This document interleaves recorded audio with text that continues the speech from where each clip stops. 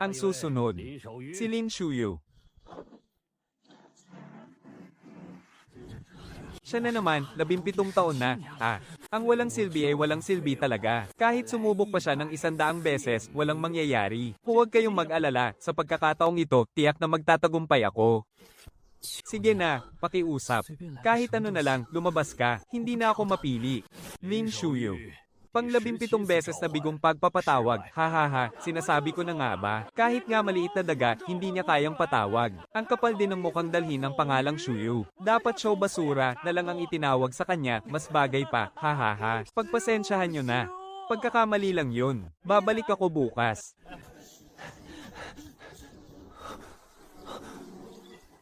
Buisit, buisit, buisit talaga. Bakit? Bakit ba hindi ko magawa? Inay, itay. Napakagaling ninyo noon. Bakit ako?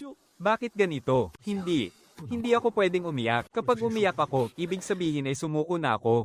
Hayaan mo na nga, kailangan ko pang magsibak ng kahoy bukas. Kahit walang sagradong nilalang, mabubuhay pa rin naman ako. Ha ha ha ha ha.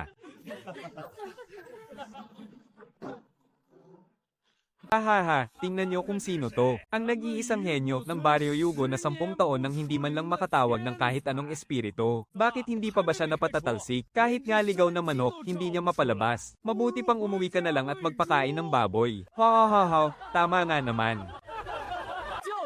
17 taong gulang na siya, pero kahit anino man lang ng sagradong nilalang, wala siya. Hindi ba siya nahihiya sa sarili niya? Balita ko nga, namatay ang ina niya dahil sa hirap sa panganganak sa kanya. Baka nga siya pa ang nagdala ng malas sa kanya. Ang tatay pa naman niya ang pinakamalakas na taga-kontrol ng espiritu sa buong baryo natin noon. Bakit naman siya nagkaroon ng ganitong walang silbing anak?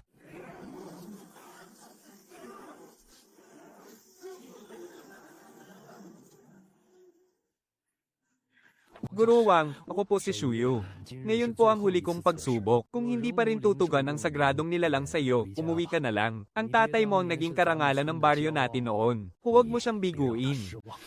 17 taon ko na pong binibigo ang aking ama. Lumabas ka. Kahit isang daga lang. Kahit isang langgam. Kahit ano na lang, pakiusap.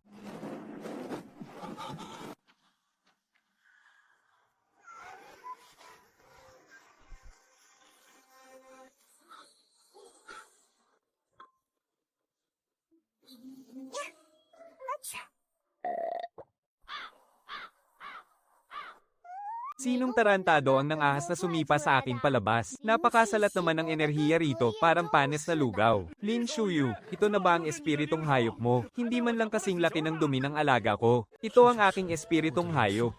Isang tutang hindi pa nahihiwalay sa gatas. Ha ha ha, ano ba to? Isang tuta na hindi pa nga nahihiwalay sa gatas. Ha ha ha ha, nakakatawa naman. Ito ba ang espiritong hayop ng henyo ng nayo natin?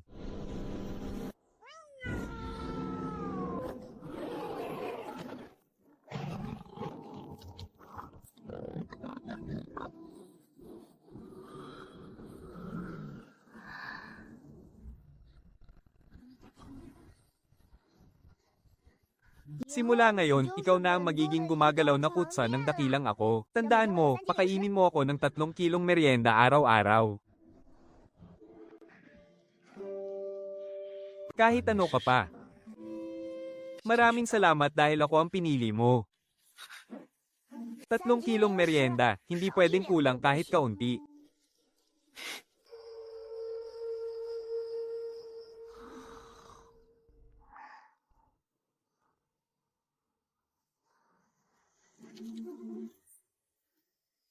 Ang ingay naman, anong pesteng ibon ba yan na huni ng huni sa kalagitnaan ng gabi?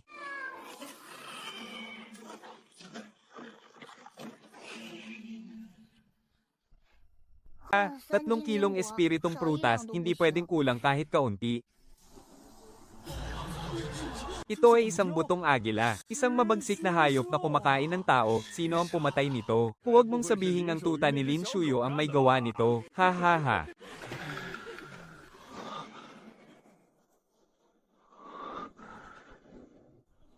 Masyadong maingay ang pesteng ibon na yan, pinatahimik ko lang naman ng kaunti. Ikaw talaga ang gumawa nito, kung hindi ako, sino pa ba? Natutulog ang dakilang ako tapos nanggugulo siya. Nakakainis talaga, sa tingin ba niya magagawa niya yan? Mayabang lang yan, oo nga, tama ka.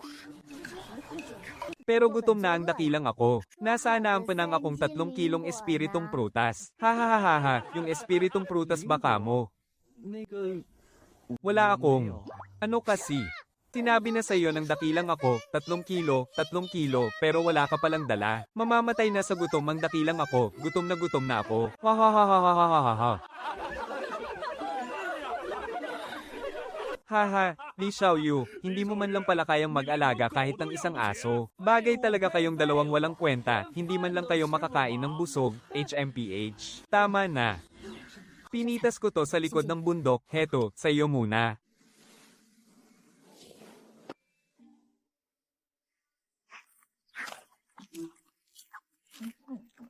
Masarap, mayroon pa ba? Isang piraso lang yan. No, isang piraso lang. Ayaw ko nito, 3 kilo ang gusto ko. Huwag ka nang maglikot, tumahimik ka muna. Gagawa ako ng paraan. Sa kaliwa, may amoy ng mahiwagang damo. Saang banda, kaliwa, hindi mo ba alam ang pagkakaiba ng kaliwa sa kanan?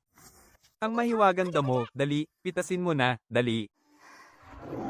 Hahaha, maraming salamat, Lin Xiaoxiang. Salamat sa pagtulong sa akin na makahanap ng ganito kagandang mahiwagang halaman. Zhao Meng, akin yan. Bakit? Nakasulat ba ang pangalan mo riyan? Hinto. Hehe. Nagagalit na ang munting aso. Alisin mo ang marumi mong kamay.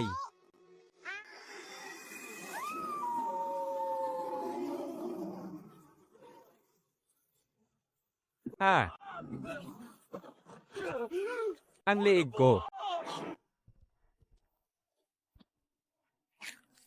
Walang sino mang makakaagaw sa mga pag-aari ko. Ang mata ko na ito, marunong ding magdamot sa pagkain. Sino ang makakatagal sa 3 atake ni Zhao Mang? Regalo ko sa kanya ang isang set ng itim na kasuotang pandigma. Mangangahas ba si Lin Shui? Huwag niyo na akong isali. Hahaha.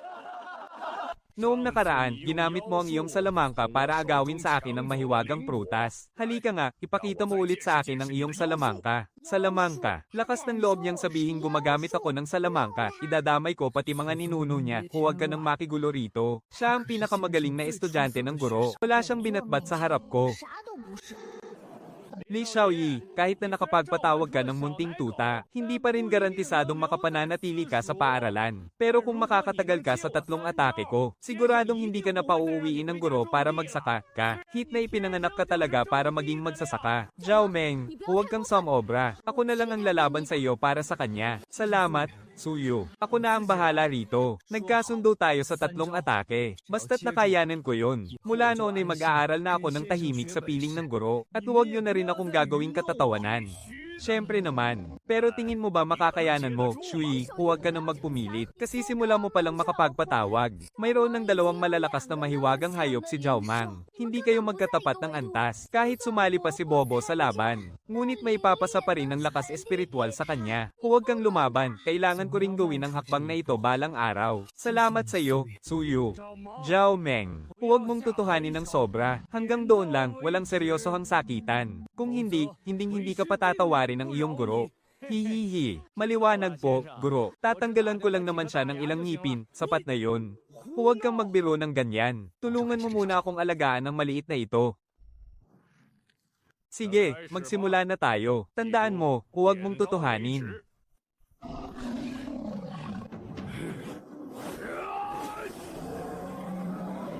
Li Xiaoyun, mag-iingat ka.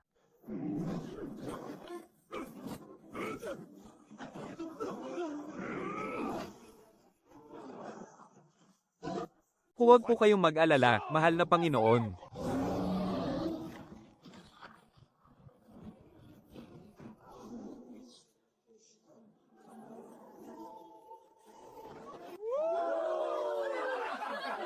Zhao Mang, huwag mong tutuhanin. Zhao Mang, huwag kang gagamit ng nakamamatay na tira. Ginoo, pakisaway mo naman siya. Sa kritikal na sandali, maaari kang makialam. Yun na yun. May dalawa pang tira, haha. Swerte mo ngayon ah. Tingnan natin ang ataking ito. Hahaha, isang tira na lang. Kung luluhod ka ngayon at tatawagin akong lolo ng 3 beses, palalampasin kita. May isa pang tira. Hahaha, naghahanap ka ng ikamamatay mo. Aray, dahan-dahan naman, masasakal mo na ako. Pasensya na, medyo kinabahan lang ako. Huwag kang kabahan, may kaunti siyang kapangyarihan na galing sa akin. Kayang-kaya niya na silang harapin. Walang kwentang basura, mamatay ka na.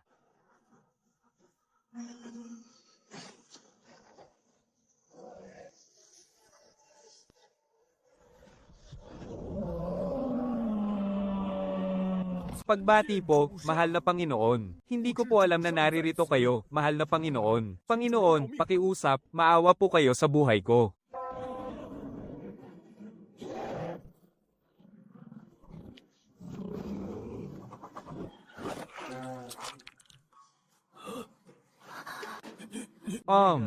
Mukhang gusto ako ng zuway mo ah.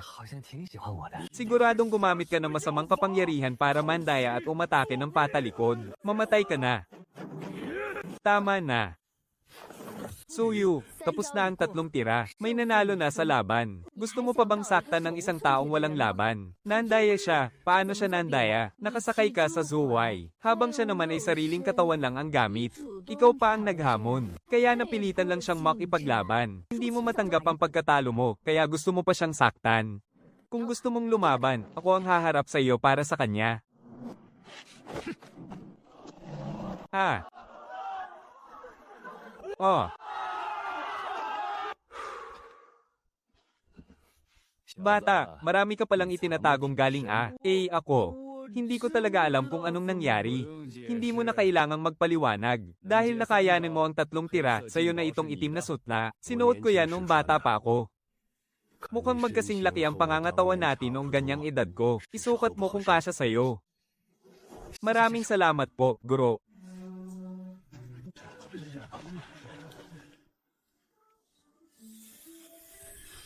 Suyan. Huwag mong masamain, sadyang ayoko lang makitang inaapi ang mahihina.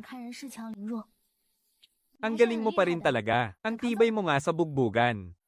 Hoy, gutom na ako. Napakahusay ko kaya ngayon. Dapat may dagdag akong pagkain 3 kilo ng mahiwagang prutas, walang bawas kahit isang guhit. Sige, Sanjan, bukas aakyat ulit ako sa bundok para ihanap ka. Dapat tayong magmahalan at magrespetuhan. Magkakabaryo at magkakasama tayo sa sekta. Kaya hindi na natin pwedeng saktan ng isa't isa kailanman. Lalong-lalo na si Zhao Mang. Ako na naman ang tinawag mo.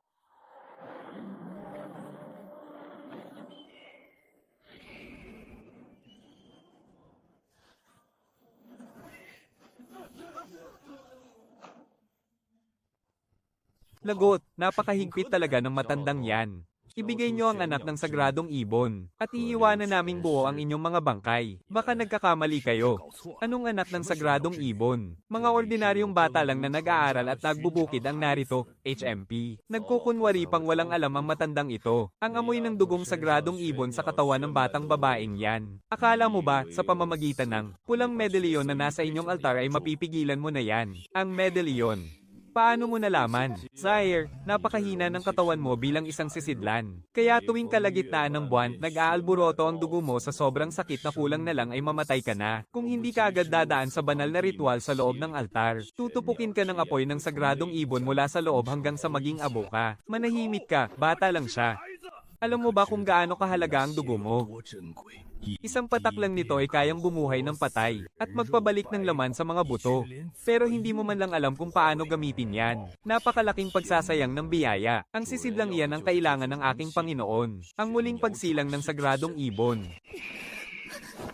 Duyo, itakas mo si Suyu. 40 taon na akong nagtuturo at hindi pa ako tapos.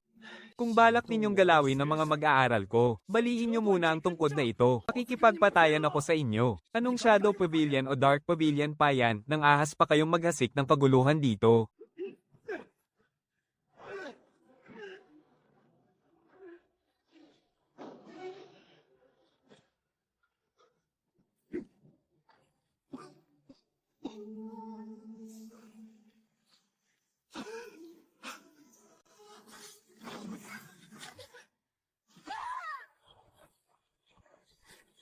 Ito lang ba ang kaya ninyo? Napasapanta lang pala ang dugo ng sagradong ibon sa isang basurang katulad mo. Tunay ngang nilapastangan ang sinaunang banal na kapangyarihan. Huwag kang mag-alala, hindi ka papatayin ng aking Panginoon. Ang tanging kailangan niya ay isang patak ng dugo sa loob ng katawan mong nagsisilbing sisidlan. Sumama ka sa amin. Baye, protektahan mo si Fu Chuwai. Lurein ninyo sila ng pira-piraso para sa akin.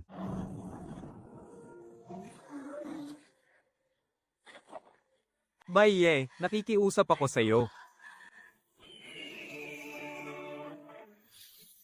Akala nyo ba kayo lang ang may mga banal na nilalang? Sumabak na sa laban ng lohang buto.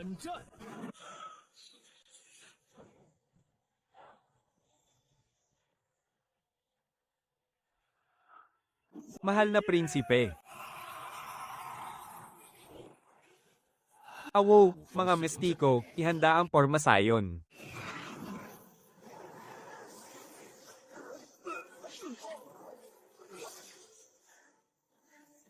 Talaga palang may pakialam ako.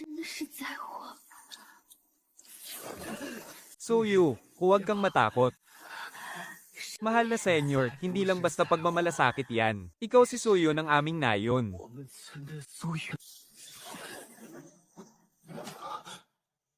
Guru, munting diwata.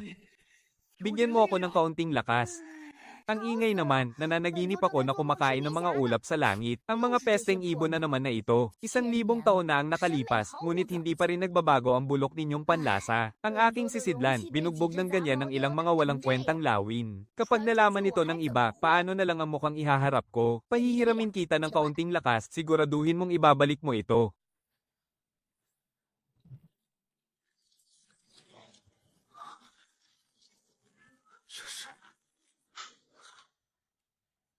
Hinding-hindi magpapakita ng tunay na anyo ang Kirin.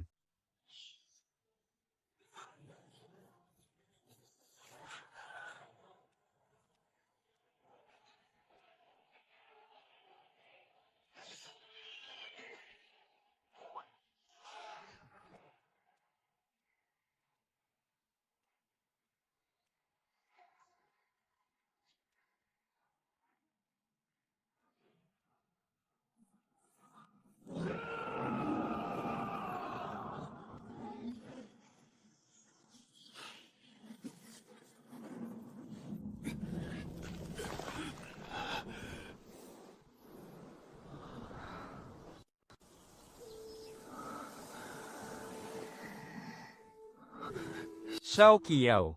Xiao Qiao, gumising ka. Xiao Yu, ako ito. Hindi pa rin siya gumigising. Isang araw at isang gabi na siyang tulog. Gisingin mo siya, ano ba talaga ang nangyari? Sa wakas, napagtanto ko na rin, ang kakaibang hayop na ito. Hindi, banal na nilalang. Siya ang malamat na Kirin. Masyado siyang mahina ngayon. Ang Kirin na may 5,000 taon ng kapangyarihan. Isang hibla na lamang ng kanyang pinagmumulang lakas ang natitira. Sa ordinaryong araw, ang pagpapanatili ng anyo ng isang munting aso ay sagad na sa kanyang limitasyon. Noong isang araw, nang labanan niya ang 5 lohang buto, gumamit siya ng lakas na lampas sa kaya niyang batahin. At pagkatapos, nakaranas ba siya ng matinding ganting pinsala? Para siyang isang taong nagugutom at naghihingalo na lamang. Ngunit pinilit pa rin bumuhat ng 1,000 kilong bigat. Isang malaking himala na hindi pa siya namamatay. Kasalanan ko ang lahat. Napakahina ko. Kaya napilitan siyang itaya ang kanyang buhay. Huwag mong sisihin ang sarili mo. Maaaring kaya niya ginawa yon ay dahil gusto kanyang protektahan. Protektahan ako. Isang mabuting nilalang ang Kilin. Kahit matalas ang dila niya, napakahalaga pa rin sa kanya ng katapatan. May ugnayan kayong dalawa. Kaya ibubuwis niya ang buhay niya para lang protektahan ka. Walang kwenta, hindi ka pa pala patay. Ikaw ang walang kwenta. Malapit ka na ngang mamatay, nagmamatigas ka pa rin. HMPH. Huwag kang malikot na pinsala ang pinakaubod ng lakas mo ngayon. Kailangan mo ng mahabang pahinga. Tanda, bakit ka nandito? Nandito ako para sabihin sa inyo na kailangan ninyong umalis at magtago muna. Naubos na ang buong pangkat ng mga gudyaw ng Ying. Hindi ito may tatago ng matagal. Kung ganoon, anong gagawin natin? Tiyak na mag-iimbestiga ang mga tauhan ng Ying. At baka gantihan pa nila ang ating nayon. Kaya nga ako nandito ngayon. Xiao Yu, kailangan mong isama siya at umalis muna sa nayon para umiwas sa gulo. May isang nakatagong kuweba sa likod ng bundok. Nadiskubre ko yun nung nangangaso pa ako nung kabataan ko. Walang ibang nakakaalam doon. Doon muna kayo magtago ng ilang araw. Pero paano naman ang nayon ng Jiaoxi? Ako na ang bahala sa nayon. Huwag na kayong mag-alala. May kaunting rasyon at gamot sa sugat doon sa loob. Tipirin ninyo ang paggamit niyan. Mag-iingat kayo. Maraming salamat po. Huwag ka nang magpasalamat, sutil na bata. Bilisan ninyong mag-impake ng mga gamit ninyo. Kailangan ninyong makarating sa bundok bago pa dumilim.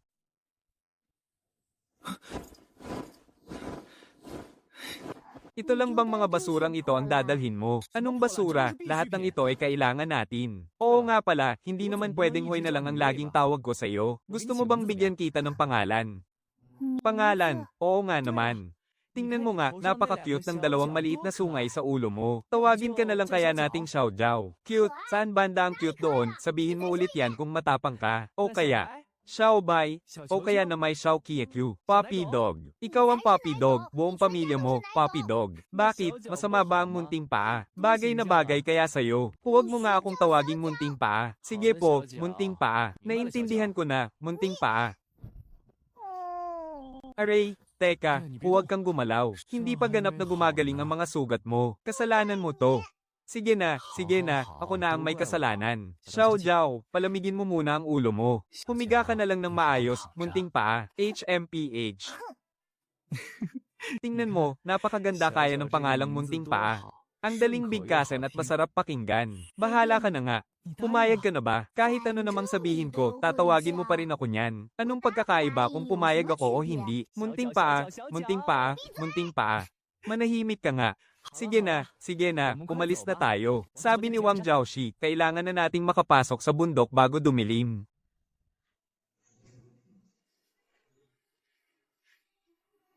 Kaya, ate. Kuya Xiao Yu.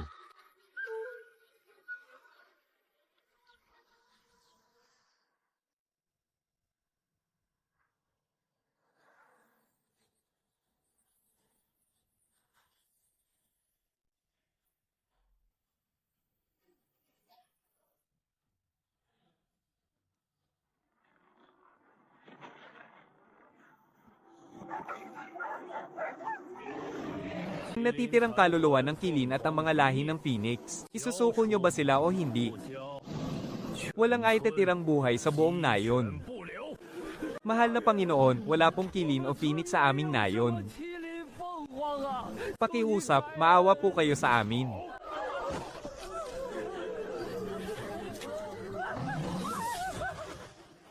Ha ha ha. Oh. Oh. Oh. Napakasarap pakinggan ng iyak ng mga hamak na insekto.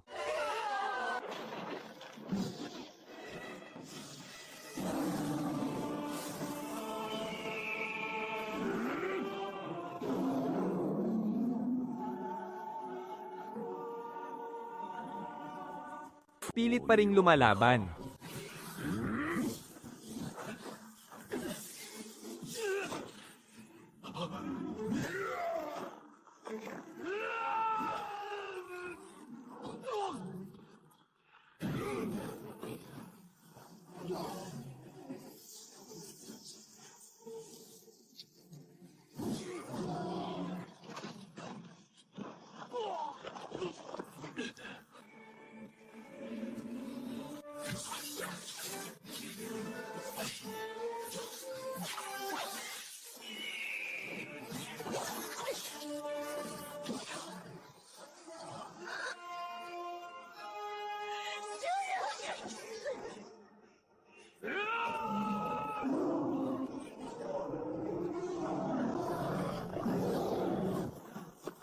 Wow!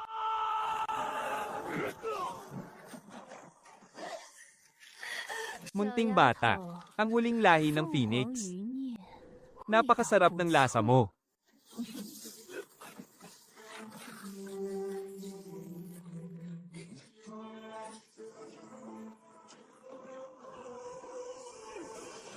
Oh! Tumakas ka sa likod ng bundok. Hanapin mo si Lin Shuyu. Mabuhay ka. Mabuhay ka para sa amin. Oh. Oh. Ha ha ha.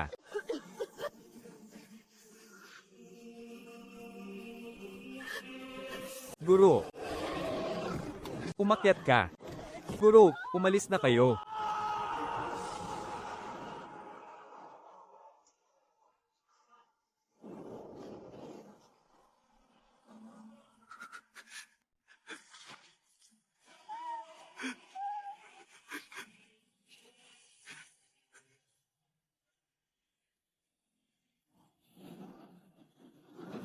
Naputol na ang bakas ng kinaroroonan ng kilin. Kahit hukayin pa ang lupa ng 3 talampakan, wala tayong makikitang kahit anong bakas. Posible kayang wala naman talaga ito rito. O sadyang itinago lang ito ng napakahusay ng isang tao. Sayang lang ang pagod natin sa pag-ubo sa mga hampas lupa sa buong baryong ito. Ni isang hibla ng balahibo ng kilin ay wala tayong nakita. Hindi siya makakatakas. Makatago man siya ngayon o bukas.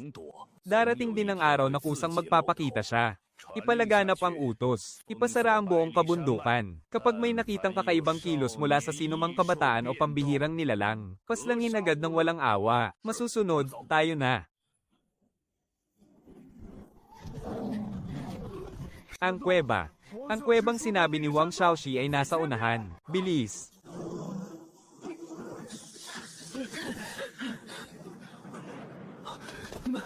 Sa baryo.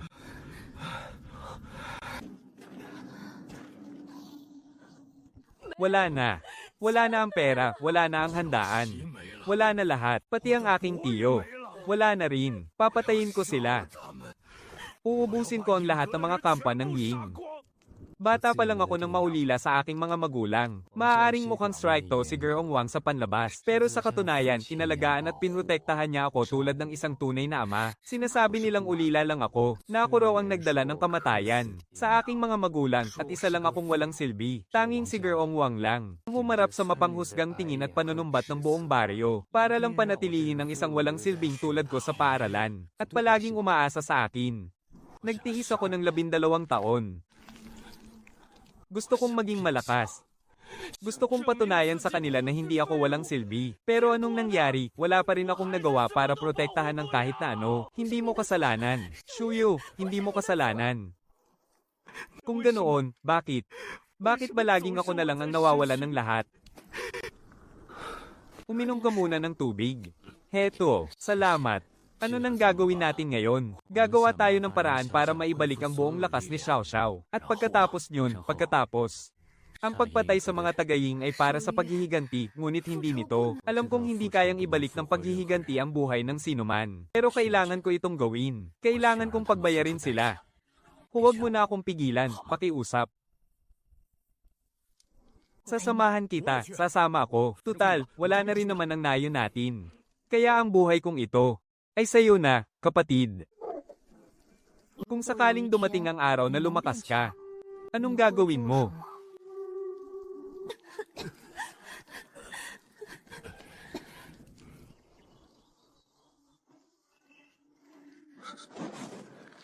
Sa wakas, nahanap din natin sila. Sandali, sino kayo?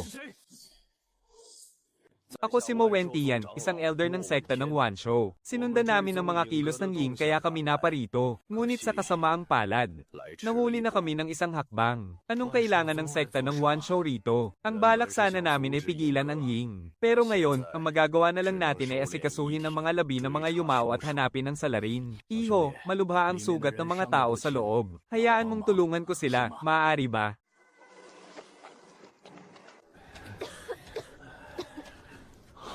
Dakilang kilin.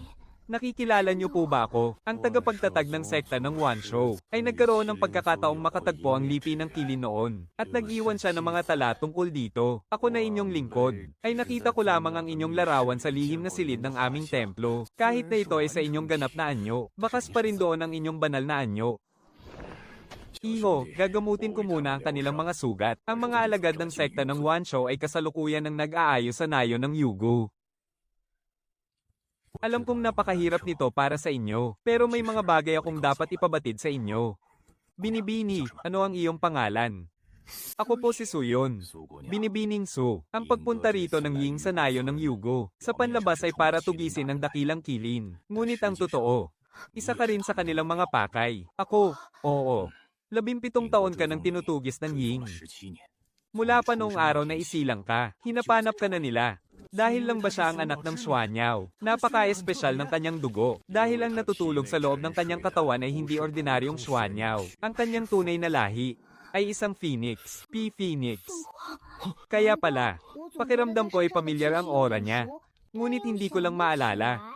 Noong 5,000 taon na ang nakalipas, ang kilin at Phoenix ay magkasamang nakamit ang rurok ng pagiging banal, naging dalisay na esensya, at sinelyohan ng lagusan patungo sa mundo ng mga Diyos. Ang natitirang bahagi ng kaluluwa na iniwan ng kilin ay walang iba kundi kayo. Ang Phoenix ay nag-iwan din ng bahagi ng kanyang kaluluwa, at pinili si Binibining Su para maging tirahan nito, upang doon mahimbing sa loob ng kanyang katawan. Binibining Su. Noong bata ka pa, madalas mo bang mapanaginipan ng iisang bagay? Isang napakalaking ibon na kasing pula ng apoy sa iyong panaginip, na sumasayaw sa gitna ng nagbabagang apoy. Paano mo nalaman? Dahil hindi iyon panaginip. Iyon ang Phoenix, isang patunay na paminsan-mensang nagigising ang kaluluwa nito sa loob ng iyong katawan. Ibig sabihin, hindi ako ang anak ng mahiwagang ibon. Ako mismo ang mahiwagang ibon, na supling lamang ng isang Phoenix. Mas dakila at mas mataas ang pinagmulan ng dugo mo kumpara sa mahiwagang ibon. Ang tunay na pinuno sa likod ni Kuya Yin ay ang maalamat na 4 na sagradong nilalang. Ang asul na dragon at ang puting tigre. Nais nilang buksan muli ang lagusan patungo sa mundo ng mga Diyos, upang pababain ng mga Diyos sa mundo ng mga tao. At para mabuksang muli ang lagusan, 2 bagay ang kinakailangan. Ang dalisay na esensya ng kilin at ang dugo ng Phoenix. Kaya pala nila dinukot si Suyo ay para ialay, upang piliting lumabas ang dugo ng Phoenix sa kanyang katawan, at pagkatapos ay ialay ito sa lagusan. Kaya pala, ako ang dahilan. Ako ang nagpahamak sa ating nayon. Huwag kang magsalita ng ganyan, si Kuya Yin ang nagpahamak sa nayon, hindi ikaw. Makinig ka ng mabuti, hindi ikaw ang may kasalanan. Tama si Xiaoyu. Suyu, huwag ka nang mag-isip ng kung ano-ano. May 7 antas ang mga sagradong hayop. Ang ikatlong antas ang pinakamababa, tulad ng mga halimaw na nakita nyo na noon sa inyong nayon. Lahat ng iyon ay kabilang sa ikatlong antas. Paano naman ang aking Bao? Ikalimang antas. May tuturing ng napakalakas na hayop pandigma si Bao. Ngunit sayang, dahil ang nasa ikapitong antas ang mga tunay na hari ng kani-kanilang teritoryo, gaya ng Godiyaw na ipinatawag ng mamamatay tao ni Kuya Yin. Ang ikawalong antas naman ay halos alamat na, at ang mga tagapagbantay sa 3 ipinagbabawal na lugar ay kabilang din sa antas na ito. Paano naman ang antas siyam? Ang antas siyam ay ang personifikasyon ng mga batas ng kalangitan at lupa. Lahat ng mababangis na dambuhala sa 404 ay nasa antas na ito. Kayang baguhin ng lakas nila ang buong kalangitan at lupa. Ang antas 10 naman ay ang mga sagradong hayop ng paglikha, tulad ng kilin at phoenix. Sila at si Zulong ay isinilang nung simula ng paglikha ng mundo. Kasing haba ng buhay ng mundo ang buhay nila. Huwag mo na akong tingnan ng ganyan. Sa ngayon kahit nga antas 5 ay hindi ko kayang talunin. Kailangan lang nating mahanap ang mga piraso ng iyong orihinal na lakas para makabawi ka. Ang orihinal na lakas ng kilin ay nagkapira-piraso sa 3 bahagi, na nakatago sa 3 ipinagbabawal na lugar, ang guho ng Kunlun, dagat ng kadiliman, at bundok Bashaw. Ito ang mapang ipinamana ng nuno ng sekta ng Wansho, kung saan nakatala ang eksaktong mga lokasyon. Ang guho ng Kunlun, nasa mahigit 300 li sa direksyong Hilagang Kanluran. Pero sa lagay ninyong iyan ngayon, kahit maglakad kayo ng kalahating buwan, hindi pa rin kayo makakarating doon. Anong gagawin natin ngayon? Hintayin natin gumaling muna ang mga sugat ninyo, at ipapahatid ko kayo.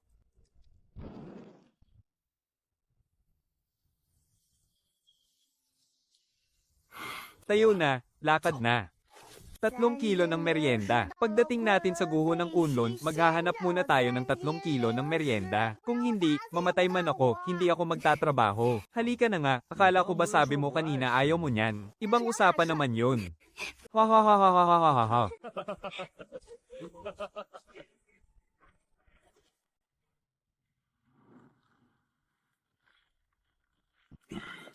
Mas misteryoso at mapanganib ang lugar na ito kaysa sa inaasahan ko. Nararamdaman ko. May naghihintay sa atin sa unahan. Si Luo, ang bantay sa guho ng Kunlun. Siya ay isang totoong nasa antas 8.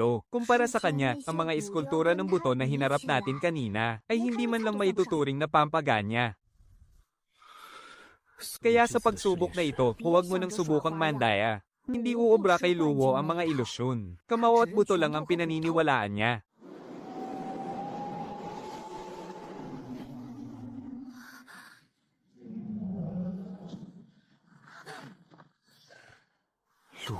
Kilin, narito ka na pala. Ang lumang patakaran pa rin natin. Anong patakaran? Siya ba ang iyong host? Napakahina niya. Huwag mo lang tingnan ang panlabas na anyo. Hindi ko susubukin ang kanyang determinasyon o ang kanyang pagkatao. Isang bagay lang ang itatanong ko. Anong karapatan mong kunin ang esensya ng Kilin? Dahil kaya ko siyang protektahan. Kung ganun, patunayan mo sa akin.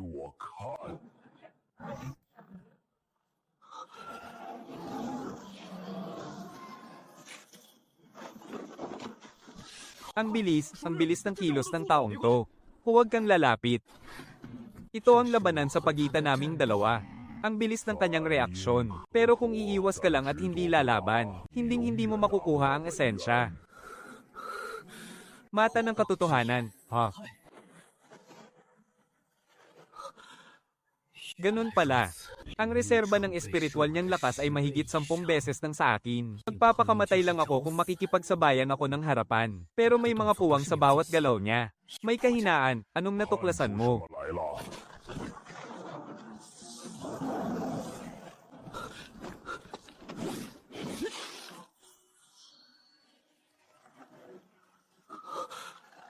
Masyadong mahina ang puwersa mo.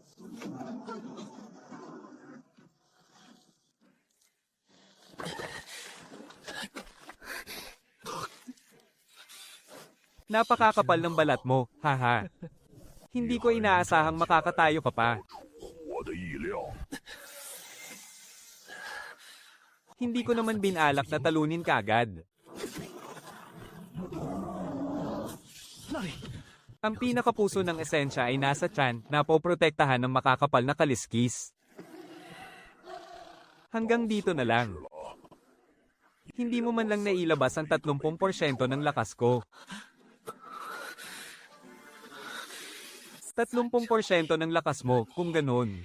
Kung talagang matapang ka, huwag mong igalaw ang paa na yan.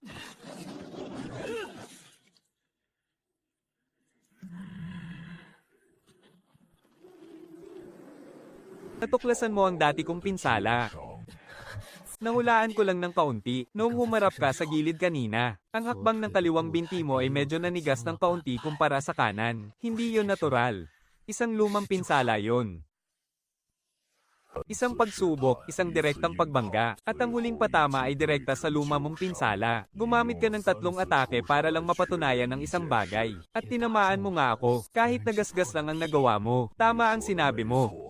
Nagtamo ng matinding pinsala ang kaliwang tuhod ko. 1,000 taon na ang nakalipas nang makipaglaban ako sa isang mabangis na hayop na tumakas mula sa kailaliman ng kunlon. Nakuha ko yun habang nakikipaglaban ng patayan sa kanya. Hanggang ngayon, hindi pa rin yun gumagaling. Sa loob ng 3,000 taon, ikaw ang kauna-unahang nakatuklas nito habang nakikipaglaban ng harapan sa akin. At ikaw din ang kauna-unahang nakatama doon. Matapos mo itong matuklasan.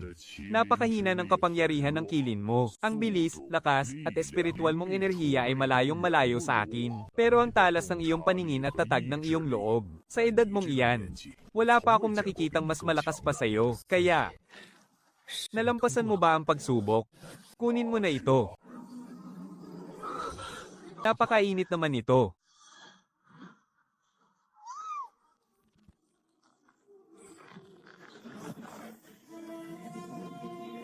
Nalampasan mo ito. Hindi dahil may talento ka, at hindi dahil ikaw ang pinili ng tadhana, kundi dahil nung hindi mo na kayang lumaban, iniisip mo pa rin kung paano mananalo, sa halip na mag-isip kung paano tatakbo. Salamat. Sige na, may mas mahihirap pang pagsubok na naghihintay sa iyo sa hinaharap. Pero kahit paano, ngayong araw, ipinaramdam mo sa aking hindi na sayang ang 5,000 taon kong paghihintay. Medyo maayos naman ang laban mo. Kahit namuntik ka ng mapipi na parang karne, hindi mo naman ipinahiya ang pangalan ko. Salamat, dadagdagan ko na lang ng 3 kilo ang merienda mo mamayang gabi, HMP. Iyan ang gusto ko. 不对，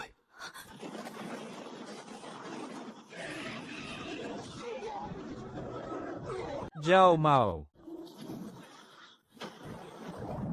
Jiao Mao.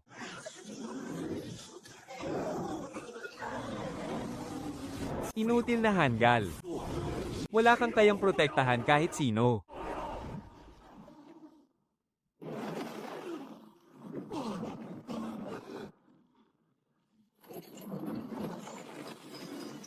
Ano ka ba talaga?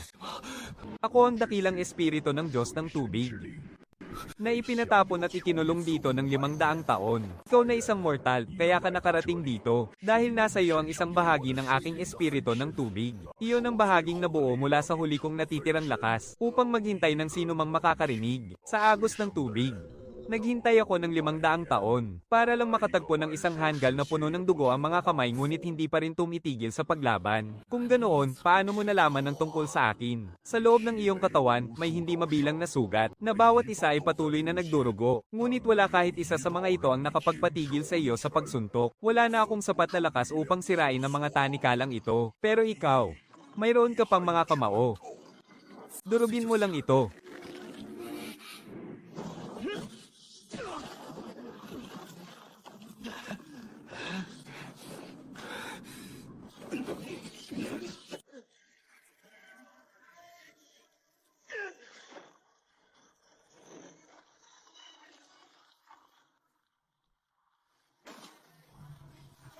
Bakit? Bakit? Natatakot ka ba? Anong kinatatakutan mo? Natatakot ka bang hindi ito masira? Kung ganoon, patuloy mo lang itong suntukin hanggang sa mabasag.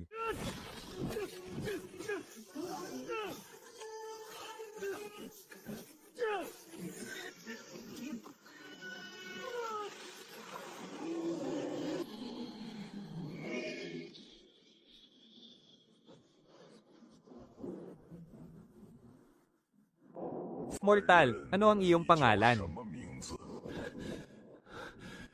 Jiao Mang.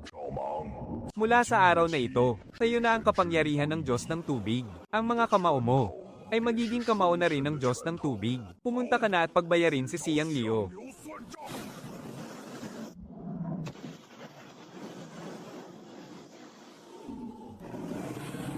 Pinakawalan mo siya sa kanyang gapos.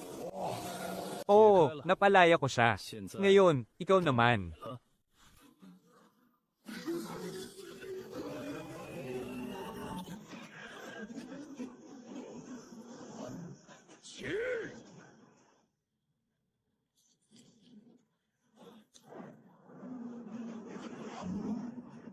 Bata, tuturuan kita ngayon kung paano gamitin ang kapangyarihan ng Diyos ng tubig.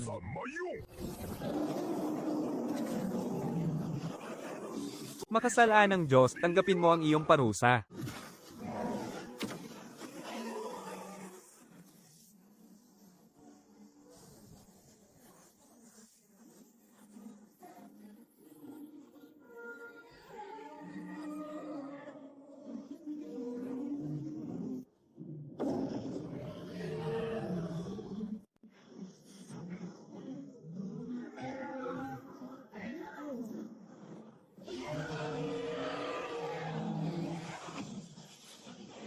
Magaling.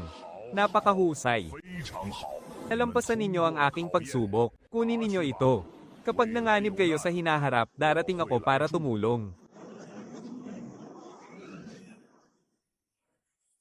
Sinira mo ang tanikalang gumagapos sa akin. Mula ngayon, kinikilala na kitang Panginoon. Anong itatawag ko sa'yo? Tawagin mo na lang akong Tandang Wo.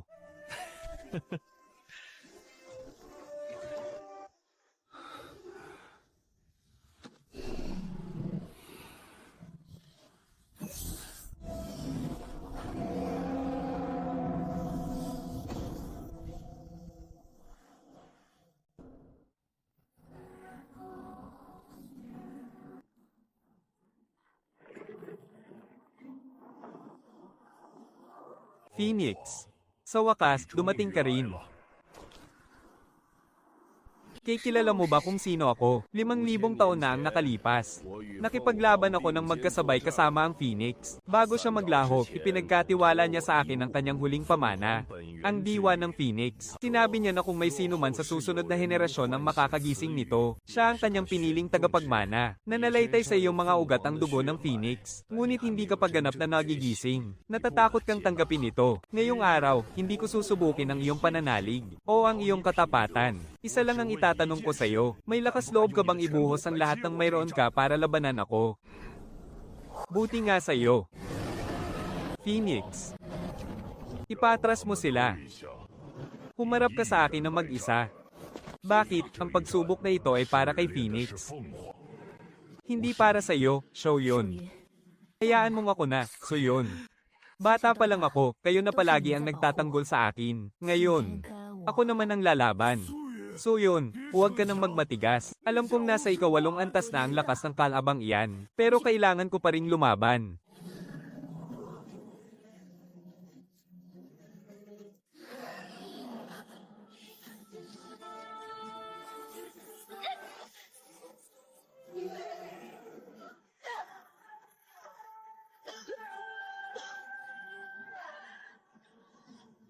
Ito na ba ang lahat ng kaya mo?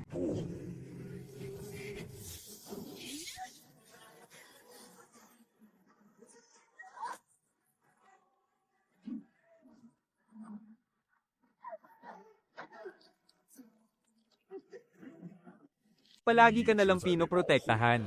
Kaya nananatiling tulog ang dugo ng Phoenix sa iyong katawan. Dahil kailanman, ay hindi mo sinubukang harapin ito. Tama ka. Palagi na lang akong pinoprotektahan ng iba. Pero kung aatras pa ako ngayon, habang buhay na lang akong aasa sa proteksyon ng iba. Ako naman ang magtatanggol sa kanila. Kahit mamatay ako, hindi ako aatras.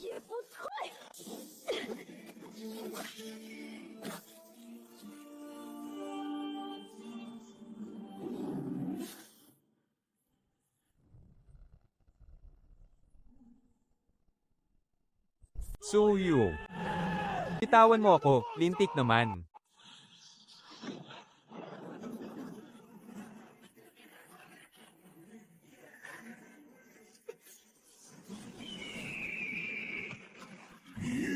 Ngayon, ako naman, Phoenix. Tian Fan. Nagawa mo. Sa iyo na ang huling piraso ng kakanyahan. Muntik na akong mamatay sa takot dahil sa iyo kanina, alam mo ba? Sabi ko naman sa inyo, ako naman ang magpoprotekta sa inyo. Huwag na nga kayong maglambingan dyan.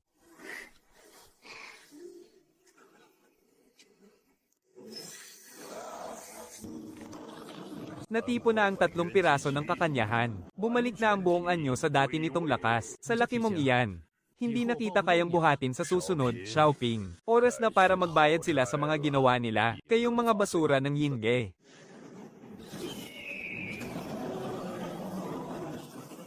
Sige na, ipakita ninyo sa mga Diyos na iyon.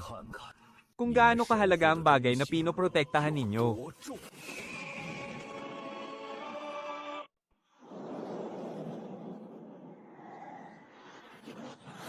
3 antas ng depensa, 6 na nakatagong bantay, at 1 bayan sa buhanginan. Yingge, napakahusay ninyong magtago, at talagang napakatagal ninyong nagtago, mga aso ng kamatayan. Ngayong araw, dudurugin ko ang mga ulo ng mga asong iyan. 137 buhay sa nayo ng Yuguken. Wang Jiaoshi, naawa ba ang Yingge? Walang itinirang buhay kahit isa. Pagkatapos ng gabing ito, mawawala na sa mundo ang Yingge. Sugod, huwag magtira ng kahit isa.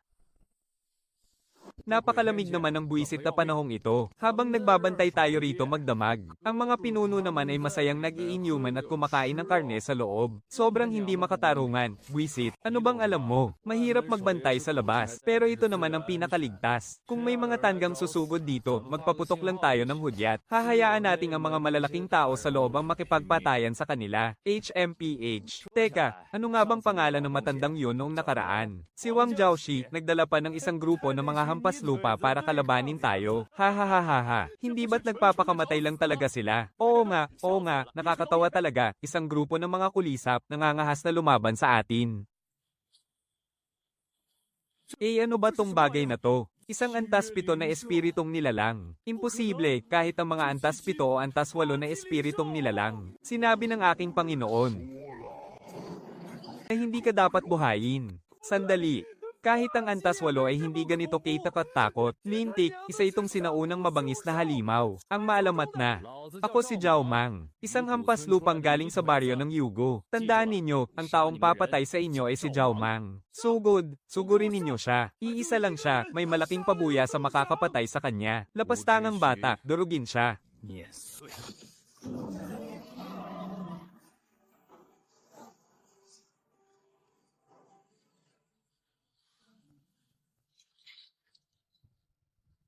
Tuktok ng antas 8. Paanong nangyari yun? Paano naging ganoon kalakas ang isang hampas lupa? Wang Jiaoxi, nakikita mo ba ito? Namatay din ang mga walang kwentang to. Natatakot din pala sila. 300 taon na. 300 taon nang walang nangangahas na sumugod ng ganito sa loob ng bulwagan ng Yin. Mga paslit na gatas pa. Ang labi, hindi ko akalaing makakarating kayo rito. May kaunti rin pala kayong kakayahan. Ang ganda naman ng batang babaeng yan na nakaputi. Matagal-tagal na ring walang nakakatagpong ganito kasariwang biktima ang ate ninyo. 137 buhay sa baryo ng Yugo. Pati ang buhay ni Wang Jiaoxi. Sino ang nag-utos nito? Para sa walang kwentang baryong yun, ako ang nag-utos. Ano ngayon, 137 hampas lupa, at isang mahinang nilalang na hindi man lang umabot sa antas 6. Tingin mo ba karapat dapat silang tandaan ko? Kung ganoon, dapat kayong mamatay na lahat. Bata, alam mo ba kung sino ang kinakausap mo? Hayaan mo nga mga mayayabang na batang ito ay makita at maranasan kung ano talaga ang kapangyarihan ng 9 na anak ng dragon.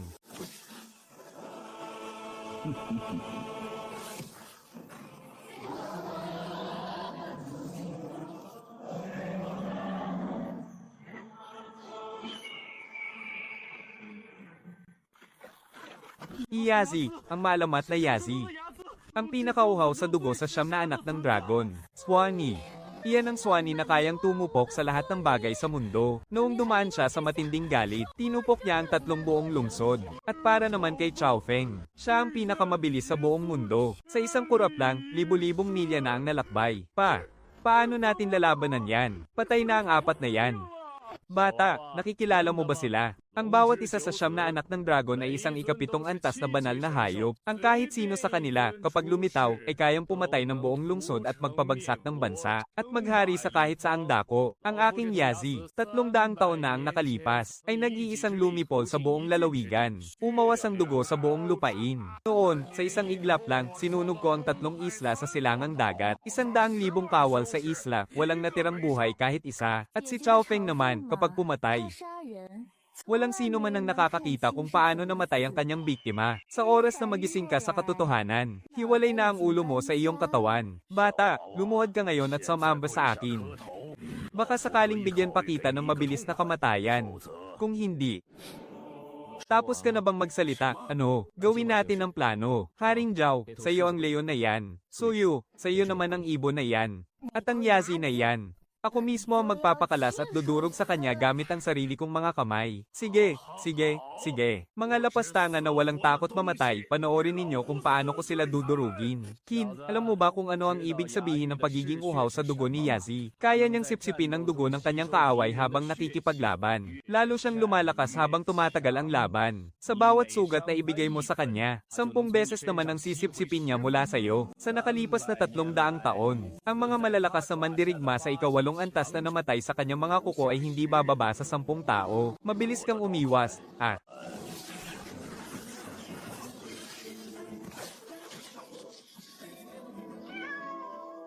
Buksan ang mata ng hari ng apoy sa kaliwang bahagi sa ikatlong. Ibaba ng tadyang. 1 pulgada pakaliwa sa puso. Iyan ang iyong kahinaan. Xiao Qiao. Ang pagbaba ng kilin.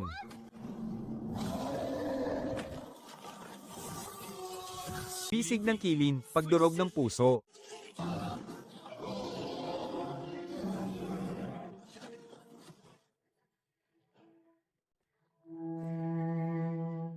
Ah, hindi maaari. Yazi, ang aking Yazi.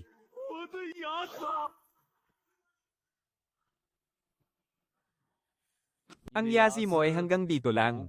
Teka, mali, hindi ito maaari. Siguradong gumamit ka ng kung anong masamang mahika. Kayang sumipsip ng enerhiya ng dugo ang pagiging uhaw sa dugo ng aking Yazi. Paano mo siya nasugatan? Ang ganyang basurang kakayahan ay ipagmamalaki mo pa sa harap ng kilin. Kilin. Ang kilin. Ang kilin ang pinakadakila sa lahat ng mga banal na nilalang. Dahil sa pangingibabaw ng kanyang banal na dugo, ang likas na kapangyarihan ng kahit anong banal na hayop ay lubos na hihina. Ang Yazi mo ay maaaring isang mabagsik na hayop para sa iba, pero sa harap ng kilin, isa lamang siyang uod. Noong nandoon pa sa nayo ng to, inisip mo ba na darating ang araw na ito? Maawa ka, pakiusap. Ibibigay ko sa iyo ang 130 espiritual na bato, pati na ang aking mga lihim na teknik. Ibibigay ko sa iyo ang lahat. Basta't maawa ka lang sa buhay ko, may nagligtas ba sa kanila?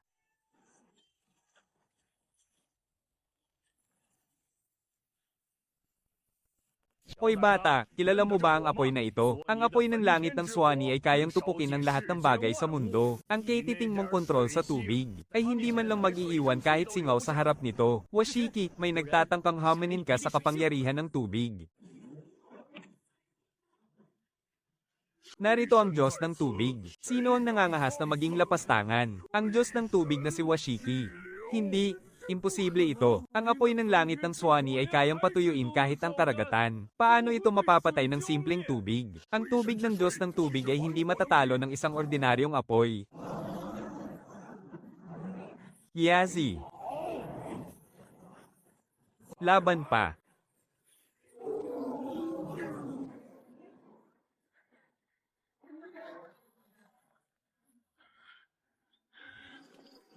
Ano ang halimaw na ito? Ang aking Swani. Isa siya sa siyam na anak ng dragon. Anong sinabi mo? Lumuhad at nagmakaawa ang mga taga-nayon. Nauntog na ang mga ulo nila sa sahig sa paulit-ulit na pagyuko. Pero wala silang sinabing anuman. Hindi ako ang pumatay sa kanila. Utos ito ng pinuno ng pavilion. Kung ganoon, lumuhad ka para sa kanya. Ang suntok na ito ay para kay Instructor Wang. Maawa ka, ang suntok na ito ay para sa 37 buhay sa nayo ng Yugo. Huwag kang mag-alala, hindi ako tanga. Hahayaan kitang mabuhay. Para mapanood mo kung paano babagsak ang pavilion ng Yin. Nene, ano ang masasabi mo sa pambihirang bilis ni ate? Ang pinakamabilis sa buong mundo. Sa isang kurap ng mata, libo-libong milya na ang nalakbay. Kahit anino niya, hindi mo man lang mahawakan, paano ka palalaban? Aray, nasaktan ako. Sobrang sakit naman, parang mamamatay na si ate. Gusto mo bang lumuhad na lang at magmakaawa kay ate? Para naman patayin ka ni ate ng mabilis at walang sakit. Bilis ba ka mo, muling pagsilang ng Phoenix?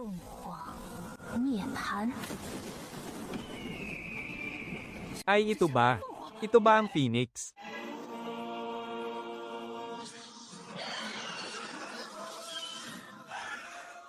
Ano? Ang bilis na ito. Nag-aapoy na palad ng Phoenix.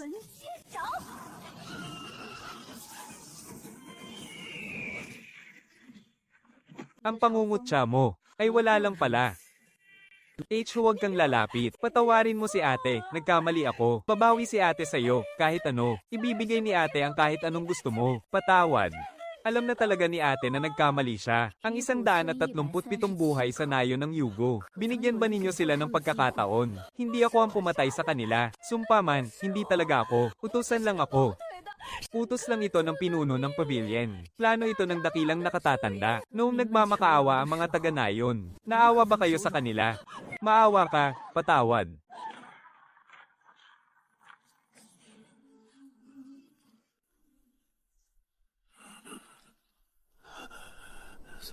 Ang tatlong nakatatanda. Ganoon nga ang gawin natin. Anong klaseng mga halimaw ba ang tatlong taong ito? Tumakbo na tayo. Hindi naman nila kung sinong sumubok tumakbo, siya ang unang mamamatay.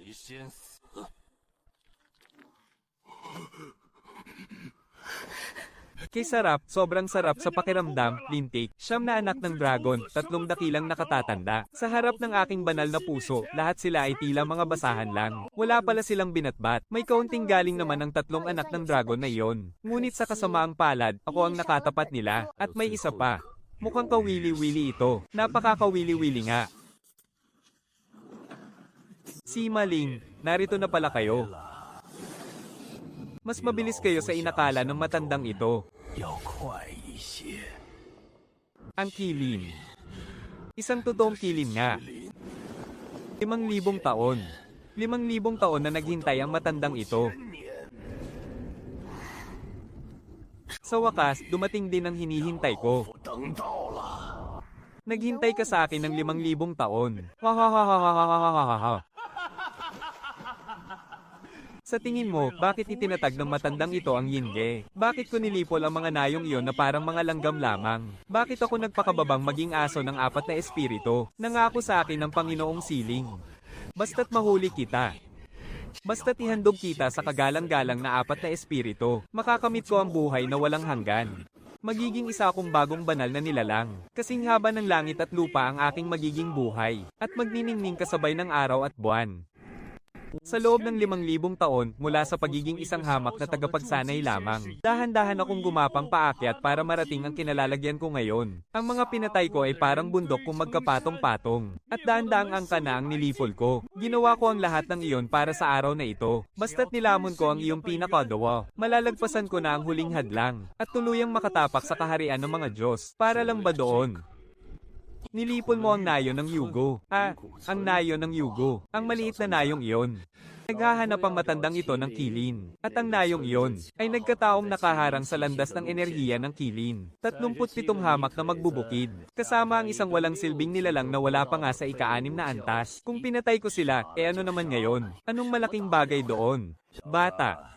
Ang hitsura ng mga hampas lupang iyon habang nakaluhod at nagmamakaawa. Sawang-sawa na akong makakita ng ganoon. At ang matandang may apelidong Wang na iyon, nagawa pa niyang hamarang sa daan ko. Akala ba talaga niya ay may magagawa ang lakas ng loob niya? Isang malaking biro, nilipol ko sila dahil sila ay kumpol lamang ng mga langgam. Bakit hindi ka tumahimik? Sige lang, magalit ka pa. Nais mo ba akong patayin? Sige, subukan mo. 2 hamak na nasa ika-8 antas lang. At isang batang kilin.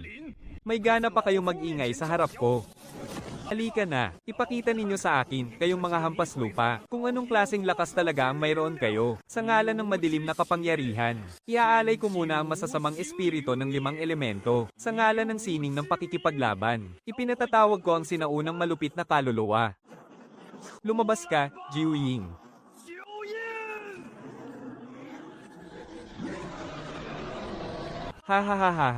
Kilala niyo ba siya, ang Jiwing? Ang sinaunang mabangis na halimaw. May 9 na ulo at 9 na buhay. Bawat ulo ay kayang magbuga ng iba't ibang atake. Apoy, yelo, lason, kidlat, bagyo, bato, dilim, liwanag, pati na rin ang kawalan.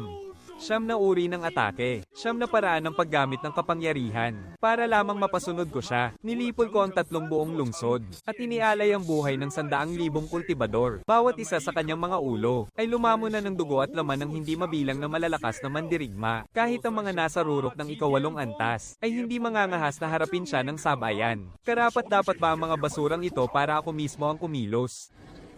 Ang nakaputing iyon na may makinis na balat, siguradong napakasarap kainin. At ang malaking lalaking iyon naman, maraming laman at makunat-kunat nguyain. Ang munting kilin naman, hihihi.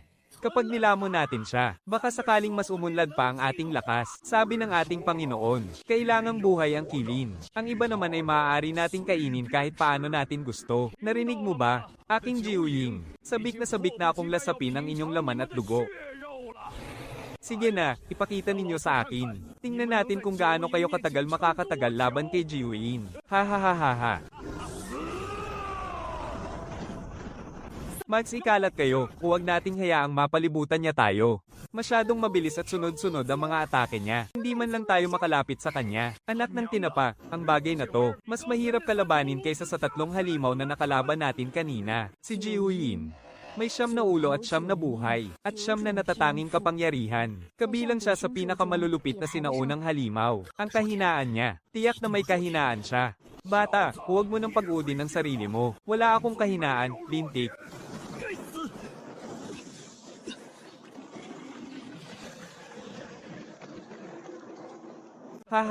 Sige, magpumiglas kayo. Nawawalan na kayo ng pag-asa. Bago mamatay ang taong nagngangalang Wang. Ganyan din ang hitsura niya, tumahimik ka, sumisigaw at nagdurusa sa kawalan ng pag-asa. Masyado kayong mahina, napakahina ninyo. Sa lagay ninyong yan, nagtatangka pa kayong mag-higanti. Kung makikita kayo ng taong nagngangalangwang na ganyan, siguradong babangon siya sa hukay sa sobrang galit. Ha, magaling. Kung ganoon, makikipaglaro ako sa kanya. Jiuying, kilala mo ba kung sino ako? Kilin. Ikaw nga ba talaga ang Kilin? Sandali. Ang iyong presensya. Hindi ka isang batang Kilin. Ganap nang nanambalik ang lakas mo. Kung hindi ako nagpanggap na bata pa. Paano naman lalabas ang mga tulad ninyong siyam na ulong uod? Huwag kang masyadong mayabang. Hindi ako mahuhulog sa patibong mo. Selyo ng kaluluwa ng Kilin. Oh. Ano?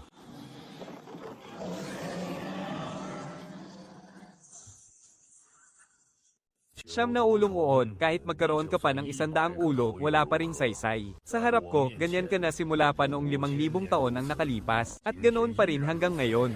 Imposible. Imposibleng nanambalik ang lakas mo ng ganoon kabilis. Hindi ba't pinagpira-piraso at ikinalat ka na sa iba't ibang panig ng mundo? Paano niya nabuo ang esensya ng kanyang kaluluwa ng ganoon kabilis? Hanapin ninyo siya. Pigilan ninyo siya, masusunod. Sect ng Phoenix, Langit.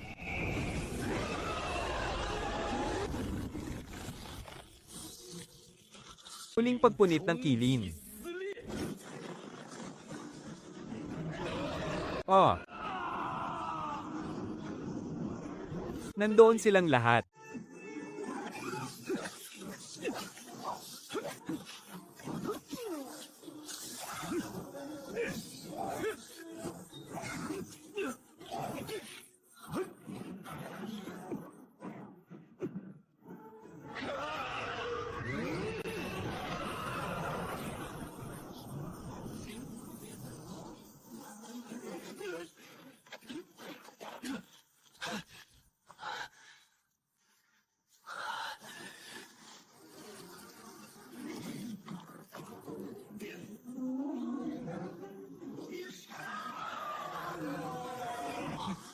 Hayaan mong kalkulahin ito ng Diyos na ito.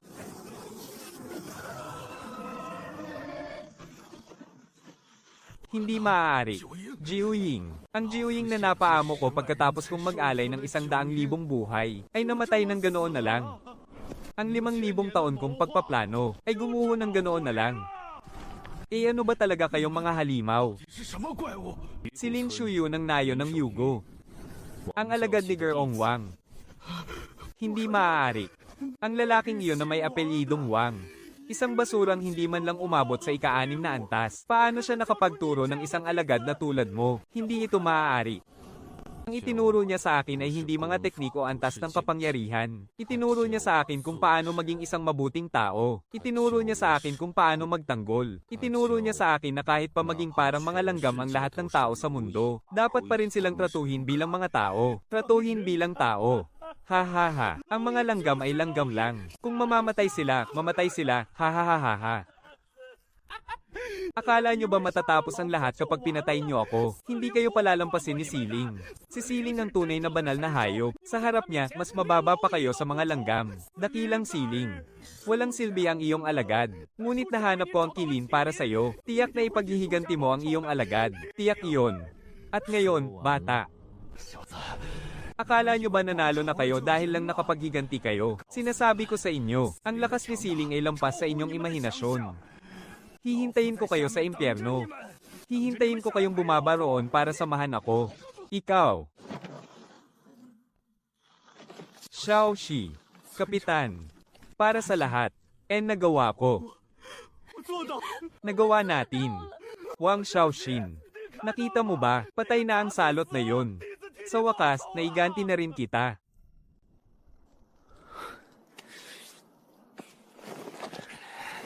Ang 4 na sagradong nilalang. Sinabi ni Simalay na ang 4 na sagradong nilalang ay nasa antas 10.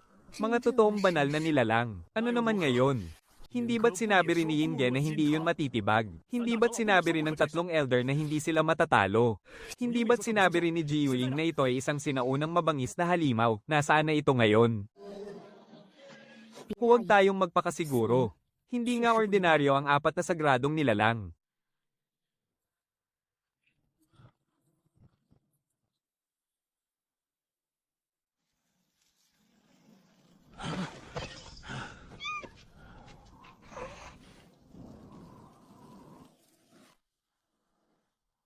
Bukas, pupunta tayo sa Kunlun-shu. Sa mismong kuta ng espiritu ng kamatayan. Kaya ba natin silang talunin? Hindi. Isang sunod Sonyeren lang si Simalay. Ang tunay na anyo ng espiritu ng kamatayan. Hindi ko alam kung gaano kalakas.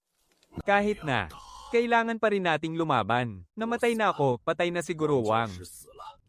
At patay na rin ang buong nayon. Wala akong pakialam kung kaya natin silang talunin. Ang tanging mahalaga sa akin ay kung ilan ang mapapatay ko. Ako rin. Ako rin. Ako rin.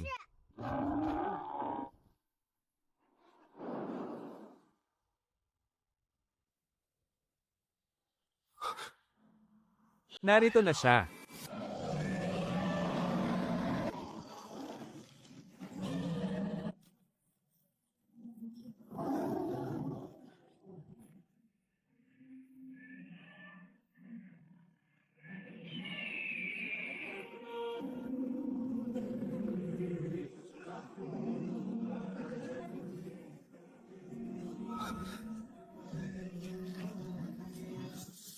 Kirin. 5,000 taon na, sa wakas ay nagising ka rin. Pinatay ninyo ang mga tao sa nayon ng Yugo. Mamatay man ang mga hamak na nilalang na yan, walang kwenta ang buhay nila. Anong sinabi mo?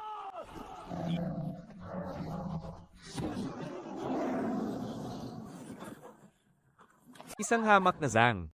May karapatan bang magsalita ang isang mortal? Ang dugo ng Phoenix ay hindi dapat umiiral.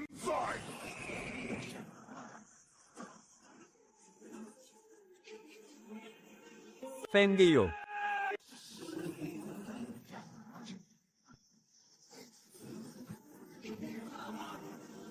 Walang silbi. Hindi ka pa lubusang nagigising.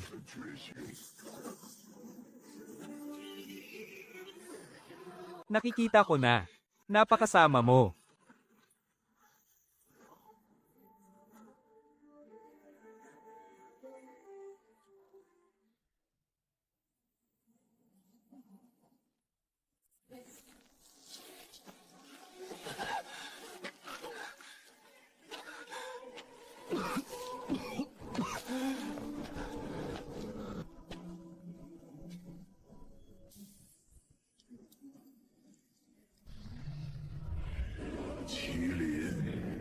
Nagkamali ka ng pinili, 5,000 taon na.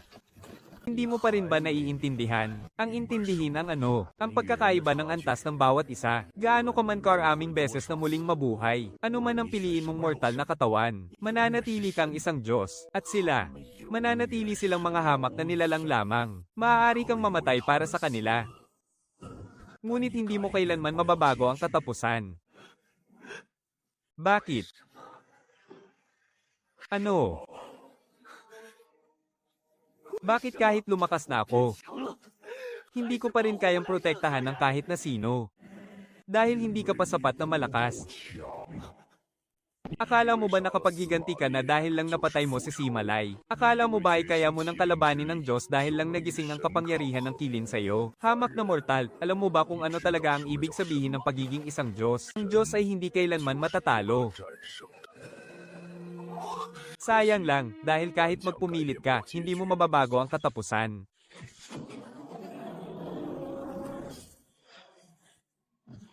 Ang tagapangalaga ng lupain ng Kunlun, nagpupugay sa iyo, dakilang kilin. 5,000 taon na ang nakalipas ng bantayan ko ang lupain ng Kunlun, at nasaksihan ko mismo ang pagpanaw ng dakilang kilin. Ngayong lumipas na ang 5,000 taon, hindi ko na muling hahayaang mangyari iyon. Noong nakikipaglaban ng Emperador Zuan Yuan para sa banal na kapangyarihan, isa ako sa mga tapat na sumunod sa kanya. Ngunit nang bumagsak ang dakilang kilin, wala akong nagawa para tulungan siya. At pinagsisisihan ko iyon hanggang ngayon. Kaya ngayon, hindi na ako muling aatras.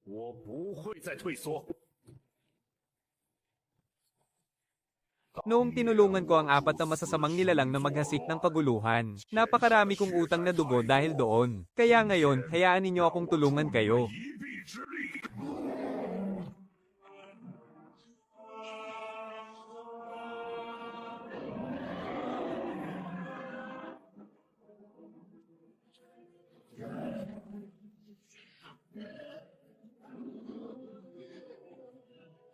Mga hamak na langgam.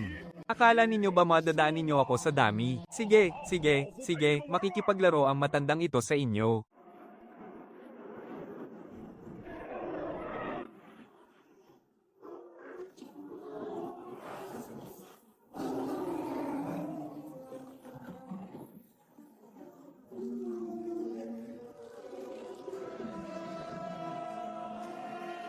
Ang apat na masasamang nilalang, ipinadala pa nga nila ang apat na masasamang nilalang.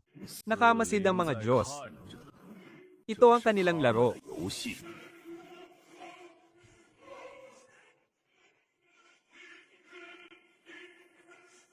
Gaano karaming mandirigma? 100,000.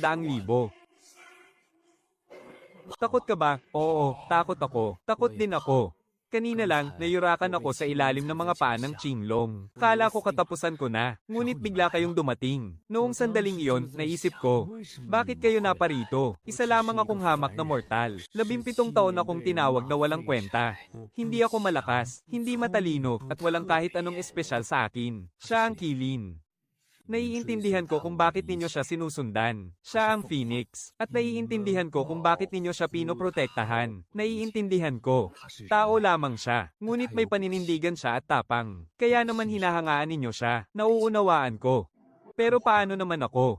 Ano ba ang mayroon ako? Hindi ko alam kung anong mayroon ako. Pero alam kong dumating kayo. Sinabi ni Luo na 5,000 taon ninyong hinintay na sabihin ko ang mga salitang ito. Sinabi ni Yinglong na pinalampas natin ito 5,000 taon na ang nakalipas. Sa pagkakataong ito, hindi na tayo aatras. Sinabi ni Siyang Liu na ang utang na dugo ay babayaran na ngayong araw. Pero hindi ko kailanman hinaanggad na may bayaran kayo sa akin. Pucha, ang gusto ko lang ay ipaalam sa mga Diyos na iyon, na ang mga mortal ay hindi mga langgam na madaling tapakan.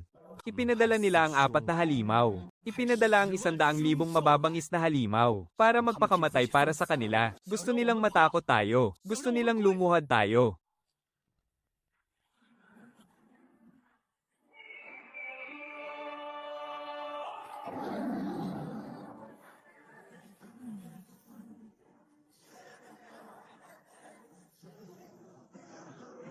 Kung ganoon, ipakita natin sa kanila kung ano ang tunay na galit ng isang mortal.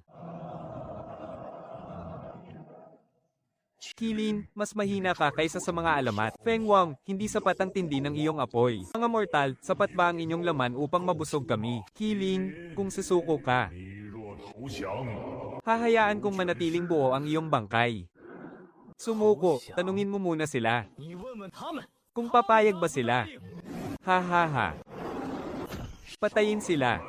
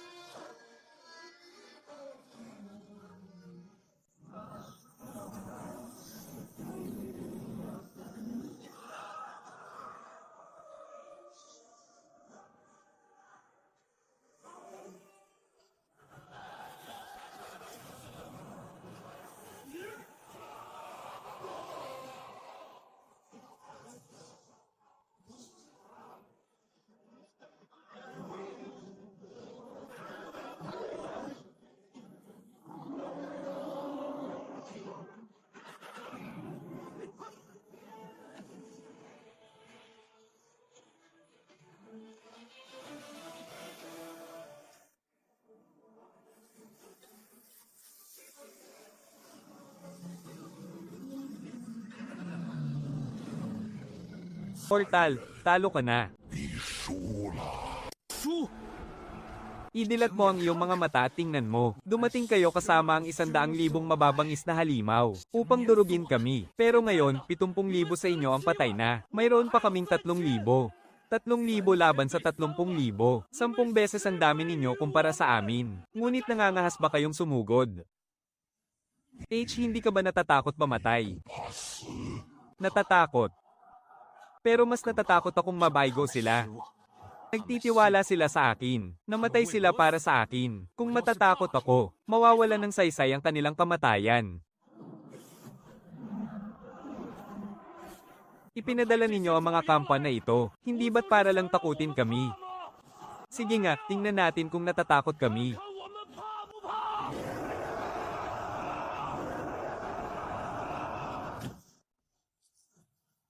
Kayo ang dapat matakot. Portal, anong pangalan mo? Ako si Lin Shuyu. Si Lin Shuyu ng Yuguken. Ang nayo ng Yuguken, ang nayong Nalason. Naaalala ko. Mabuti naman kung ganoon. Hindi ko man kayang ubusin ang inyong angkan. Pero papatayin ko naman ang mga Alipors sa pinadala mo. Ngayong araw, walang sino man sa kanila ang makakabalik ng buhay. Napakayabang, akala mo ba kaya mo akong tapatan? Hindi lang ako. Kundi kami, ito ang landas ng mga mortal. Maaari ninyo kaming patayin, pero hindi ninyo kami mapapaluhod ng habang buhay.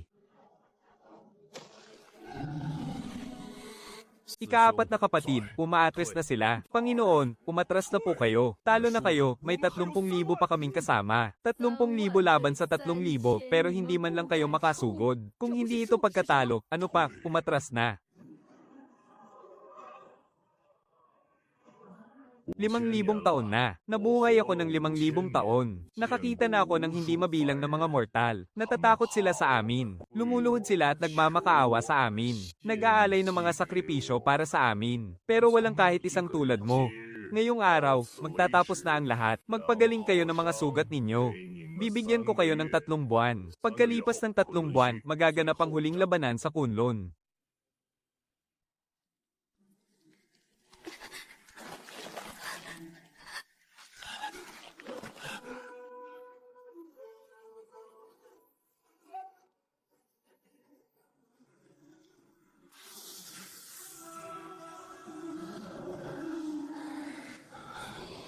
Salamat sa inyo. Dahil naniwala kayo sa akin.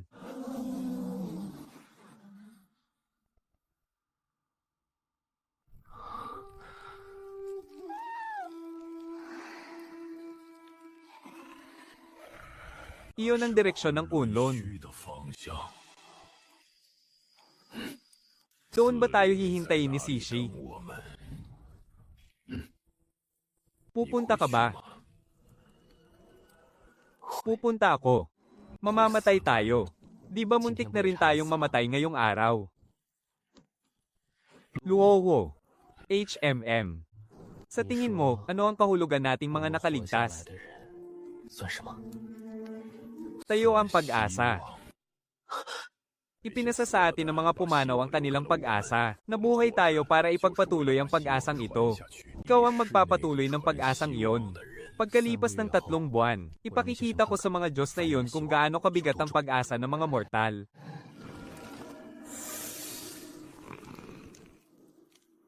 Gising ka pa. Ano ang iniisip mo? Si Zuke. Hinahanap niya ako. Kagabi pa niya ako walang tigil na hinahanap. Tinatawag ka niya. Alam kong patibong ito. Pero kailangan ko pa rin pumunta. Bakit? Dahil natatakot ako. Buong buhay ko, nabuhay ako sa takot. Noong bata pa ako, natatakot akong baka isa akong halimaw. At ngayon, natatakot naman ako sa kapangyarihan ng Phoenix. Nasa loob ko siya, pero hindi ko alam kung ano ang gusto niya. Kung minsan, pakiramdam ko pinoprotektahan niya ako. Pero kung minsan naman, pakiramdam ko nilalamon niya ako. Natatakot ako na baka hindi ko na makontrol kailanman. Ang bagay na nasa loob ko, alam ni Zuke.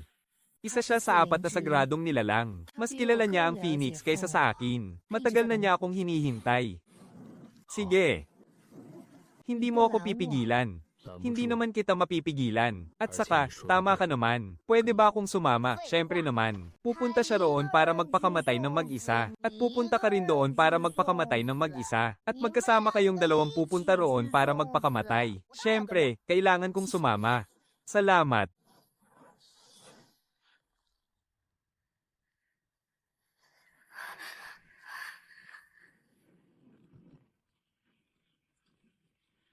Nandito ka na.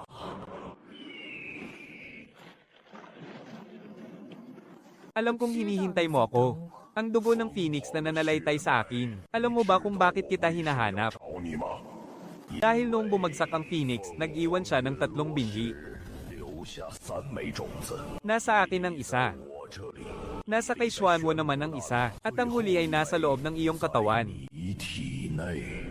Hindi muling isinisilang ang Phoenix. Hinding-hindi siya muling isisilang. Ang tanging alam lang ng Phoenix ay ang lumamon. Hinati niya sa 3 bahagi ang kanyang sariling kapangyarihan. At itinago ito sa 3 sisidlan. Habang naghihintay ng tamang oras para muling mabuhay. Kung ganoon, ano ako? Isa ka lamang sisidlan. Iniisip mo bang nasa iyo ang kapangyarihan ng Phoenix? Hindi. Ang kapangyarihan ng Phoenix ang nagmamay-ari sa iyo. Pero kaya kitang tulungan. Tulungan ako. Kaya kung lamoonin ang binhi ng Phoenix na nasa loob mo. At pagsamahin ito sa binhing nasa loob ko. Hayaan mong ako ang maging bagong Phoenix. Noong una, akala ko rin isa akong halimaw. Noong bata pa ako, pagkatapos mamatay ng aking ina, nagpalaboy-laboy akong mag-isa. Kapag nagugutom ako, kusa akong nagliliyab para mag-ihaw ng mga ligaw na prutas. Kapag nilalamig naman, kusang nag-aapoy ang aking katawan para painitin ako. Kapag inaapi ako ng mga tao, sinusunog ko sila. Akala ko, si ina ang pumoprotekta sa akin. Pero nalaman ko kalaunan na ang Phoenix pala yon. Kinamuhian ko siya noon. Galit ako dahil ginawa niya akong isang halimaw. Galit ako dahil hindi ko magawang mamuhay ng normal tulad ng iba. Galit ako dahil pinatatakot niya ako sa sarili ko. Pero kalaunan, may nakilala akong 2 tao. Sinabi ni Lin Shuyu. Wala siyang pakialam kung ano ang kahihinatnan niya. Ang mahalaga lang sa kanya ay kung ano ang pinipili niyang maging. Noong una, hindi ko ito naintindihan. Ngayon, naintindihan ko na. Kahangalan.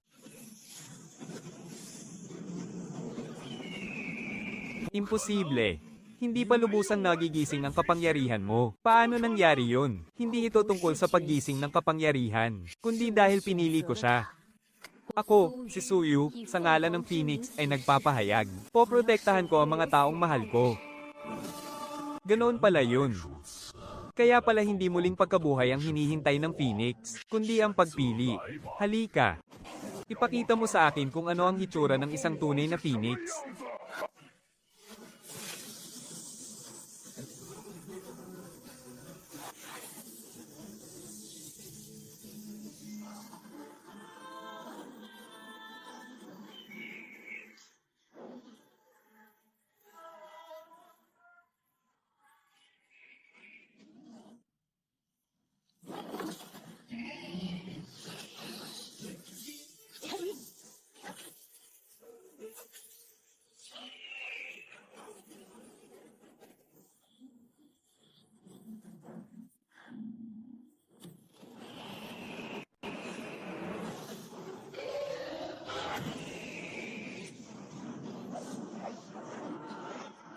Aba!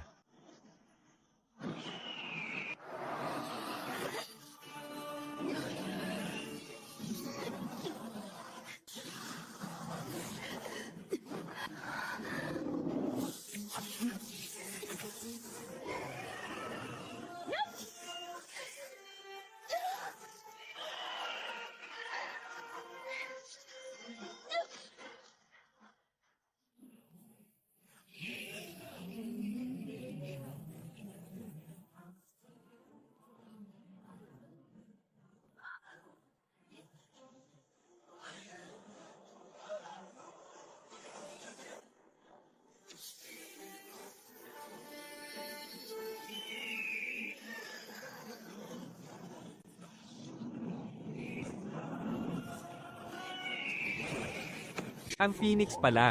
Alam niyang nagkamali siya. Ang ubusin ng lahat ng bagay ay mag-iiwan lang sa iyo na nag-iisa. Kaya bago siya tuluyang maglaho, iniwan niya ang pinakadalisay na binhi para sa sangkatauhan. Sabihin mo kay Xuanwu. Sabihin mong nahanap ko na ang sagot.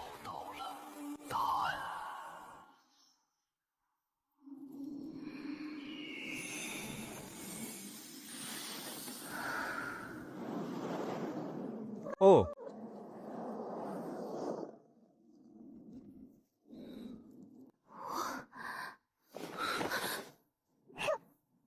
Maligayang pagbabalik. Anong iniisip mo? Si Baiho, bakit mo pa siya iniisip? Bakit kaya ganoon na lang ang pagnanais niya? Dahil ipinanganak siyang Diyos ng digmaan. Hindi lang noong araw ng malaking digmaan. Ako ang pinakamalapit sa kanya. Ang bawat pag-atake niya ay may dalang matinding galit. Pero hindi ito galit sa atin, kundi sa iba pang bagay. Ang tingin niya sa atin, hindi tulad ng sa isang kaaway. Para bang nakikita niya ang sarili niya sa nakaraan. Kailangan mong hanapin ng puting tigre, dahil hindi siya katulad ng ibong apoy. Ang dahilan kung bakit ka gustong lumunin ng ibong apoy ay dahil sa kasakiman. Pero pinapatay tayo ng puting tigre, dahil sa takot. Natatakot siya, kaya kailangan niyang unahing patayin ang lahat ng posibleng maging banta sa kanya. Gusto kong malaman kung ano ang kinatatakutan niya. Kung ganoon, tara na. Bakit ka pa nakatingin sa akin? Mag-isa kang pupunta sa puting tigre para magpakamatay. Sasama ako. Manatili ka rito. Bakit? Kamumulat pa lang ng Phoenix at hindi pa ito matatag. At kung hindi kami makabalik ni Xiao Zhao, kailangang may magpatuloy. Zhao Meng. Bantayan mo ang kampo. Hahanapin namin ang puting tigre at babalik kaming buhay. Napakabigat ng pakiramdam sa lugar na ito.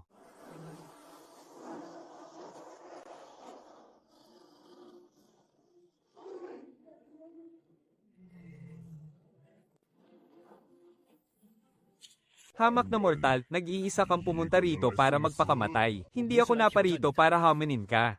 Naparito ako para tanungin kung bakit. Bakit mo kami pinapatay? Ha ha ha, bakit kamo? Dahil mahihina kayo. At ang mahihina ay nararapat lang isakripisyo. Iyan ang batas ng langit at lupa. Paano naman ikaw, isinilang ka ba talaga bilang Diyos ng pagpatay? O galing ka rin sa ibaba bilang isang mahina? Ano bang alam mo? Wala akong alam. Pero hula ko, ang uhaw mo sa dugo ay nagmumula sa takot. Natatakot ka na baka maging mahina ka ring muli, kaya hindi ka tumitigil sa pagpatay, at pagpatay. Pinapatay mo ang lahat hanggang sa matakot sila sa iyo. Pumatay ka ng pumatay hanggang sa wala nang manggahas na haminin ka. Hanggang sa pati ikaw, nakalimutan mo na kung bakit ka pumapatay. Manahimik ka.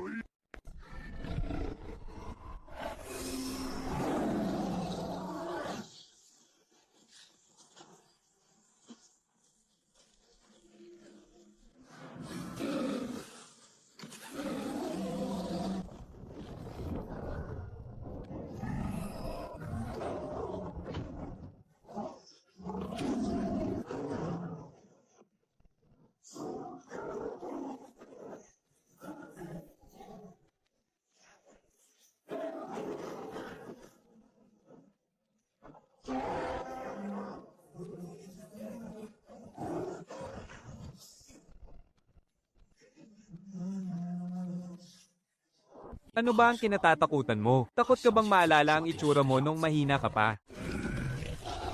Wala kang alam. Hindi mo alam ang pakiramdam ng maging mahina. Hindi mo alam ang pakiramdam ng top offan. Wala kang alam. Hindi ko alam. 17 taon akong pinagtawanan ng buong nayon. Sabi ng lahat, isa raw akong walang silbi. Wala raw akong karapatang mabuhay. Hindi ako makapagpaamo ng mga espiritong hayop. Wala akong matalo kahit sino. Wala akong magawa kundi panoorin na lang ang iba habang unti-unting lumalakas. Habang pinagtatawanan nila ako. Alam mo ba ang pakiramdam yon? Alam ko ang pakiramdam na yun, Sham. Mas alam ko yun kaysa sa kahit sino.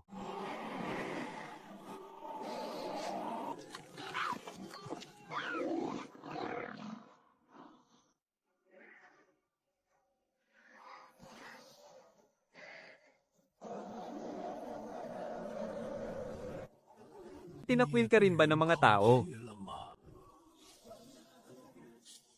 Hindi ba?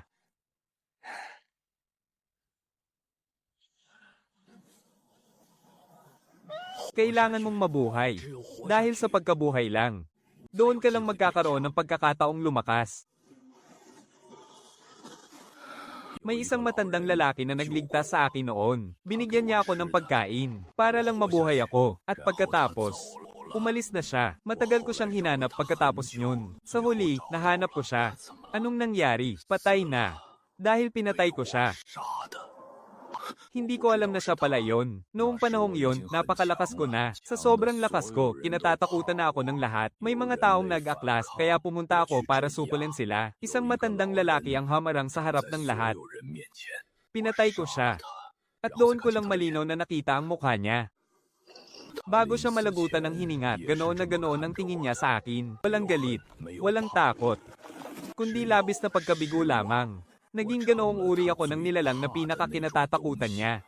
Kaya ba hindi ka tumitigil sa pagpatay? Dahil ba takot kang maalala siya? Ang puso mo ay nakakulong pa rin sa gitna ng unos at nyebe.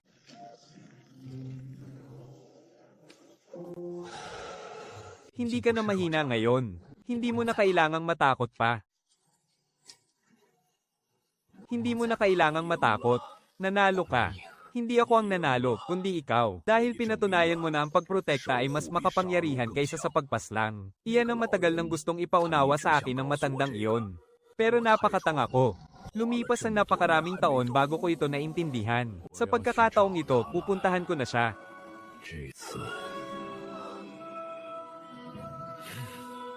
Hindi ko na siya bibigwin muli.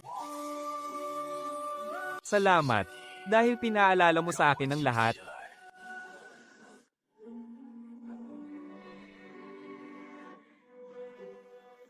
Umalis na ba siya? Umuwi na siya. Ayos ka lang ba? At si Baiho, umuwi na ba? Mabuti naman at buhay siya. Sa loob ng 5,000 taon, walang sino mang nakatalo kay Baiho. Ikaw. Hindi ako, kundi ang sarili niya mismo.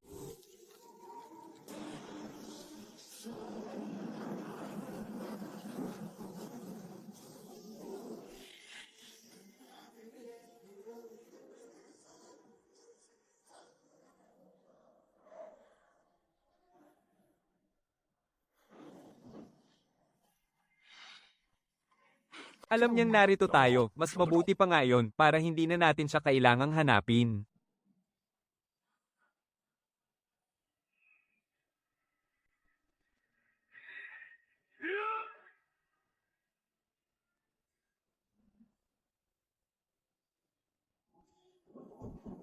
May 300 hakbang pa. 100 hakbang.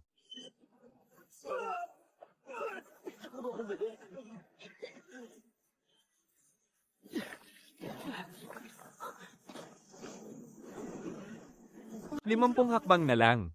30 hakbang. Nagpupumilit pa rin.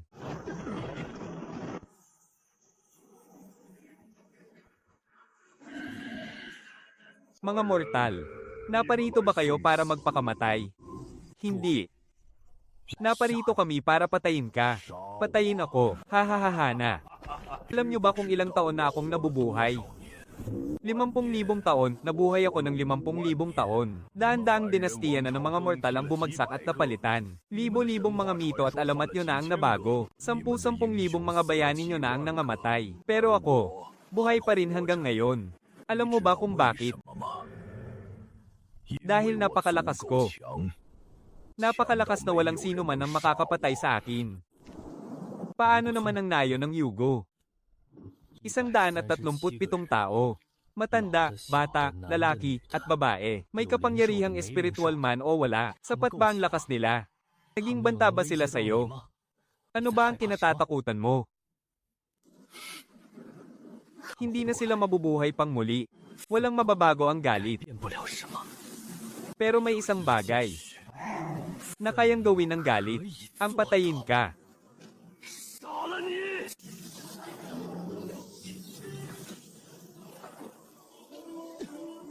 Ikaw.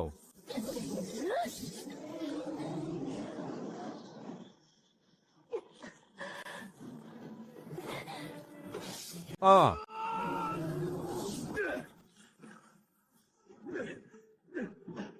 Ah. Ha ha ha ha. Ha.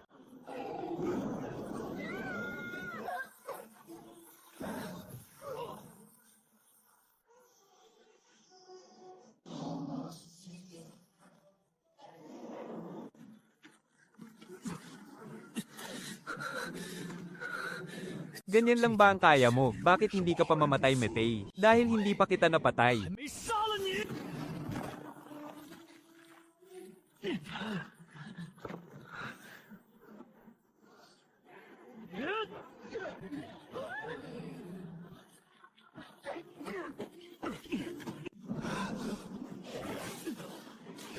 Bakit hindi ka mapatay-patay? Bakit paulit-ulit ka pa rin bumabangon? Bakit hindi ka pa rin bumabagsak? Bago mamatay si Wang Jiaoxi, may sinabi siya sa akin, mabuhay ka. At ngayon, ako naman ang magliliis sa kanila para sa kanya.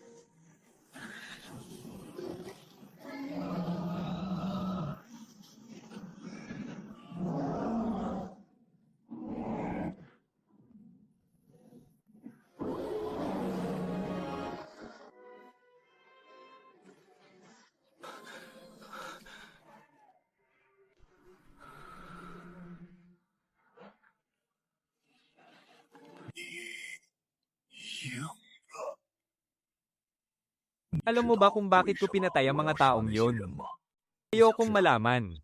Wala akong pakialam sa hustisya o sa kapakanan ng lahat o kahit sa pagsasakripisyo ng kakaunti para iligtas ang nakararami. Ang alam ko lang, pinatay mo sila. Tama ang sinabi mo, walang pakialam sa dahilan. Ang mahalaga lang ay kung ano ang ginawa.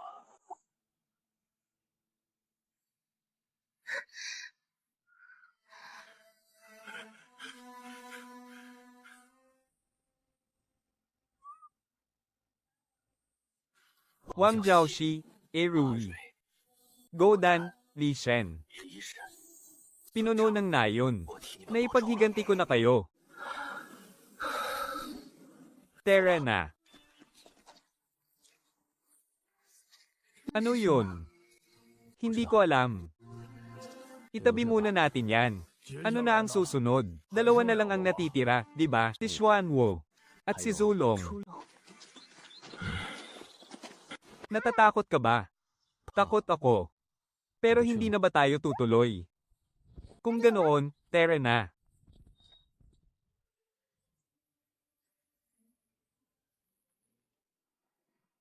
Alam ni Xuanwo na siya na ang huli sa apat na sagradong nilalang, at siya rin ang pinakamahirap talunin. Bakit siya ang pinakamahirap? Sa loob ng 50,000 taon, walang sino mang nakakita sa kanyang tunay na kapangyarihan. Kung ganoon, paano siya naging isa sa apat na sagradong nilalang? Dahil walang sino man ang makatago sa depensa niya. May kakaiba sa lugar na to. Huwag kang tumakbo. Buhay ang tubig dagat.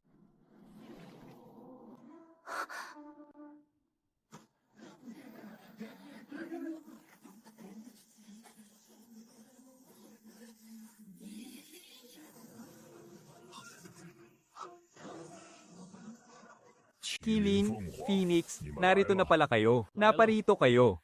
Para patayin ako. Patay na sina Qinglong, Baiho, at Zuke. Napakalakas ninyo. Natatakot ka ba? Hindi sa natatakot. Sadyang ayoko lang lumaban. Bakit?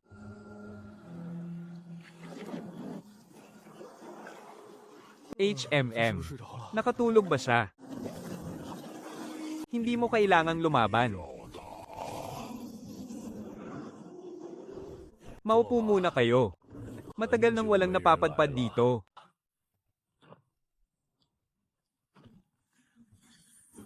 Ano ba ang gusto mong sabihin sa amin? Alam ko ang katotohanan.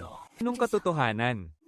Iniisip ninyo na ang muling pagbubukas ng lagusan patungo sa mundo ng mga Diyos ay para iligtas ang sanlibutan. Akala nyo ba talaga ang mga patay na kaluluwa ang utak sa likod ng lahat?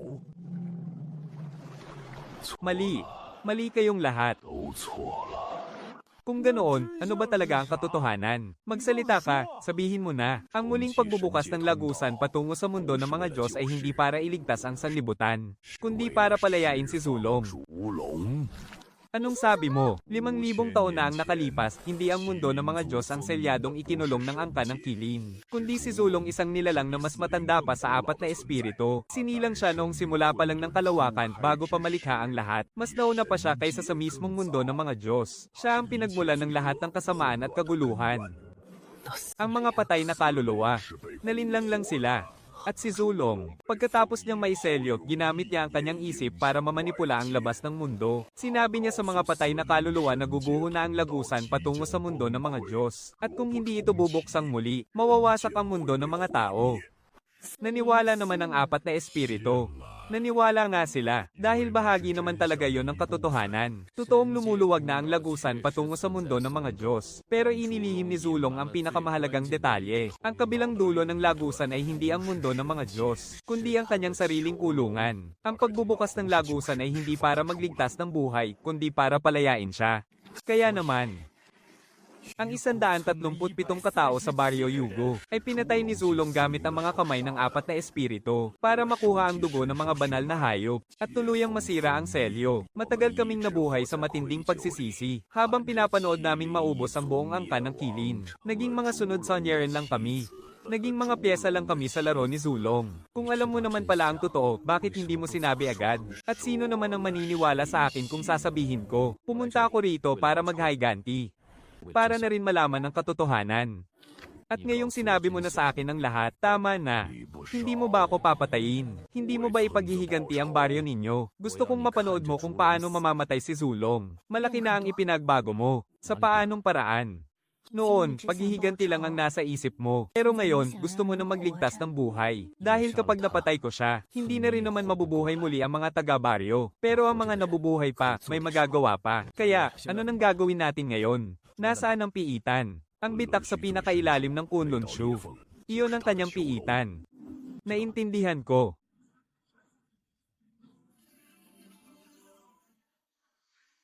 Tara na. Saan natin hahanapin ang daan palabas? Lin Shuyu. Tapos na ang panahon ng mga Diyos. Hindi. Hindi, nagsisimula pa lamang ang panahon ng tao.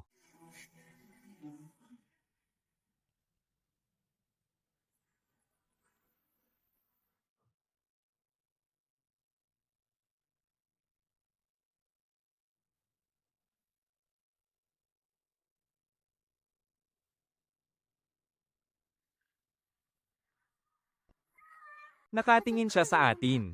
Alam ko. Pumasok tayo sa loob ng bitak. Lintik.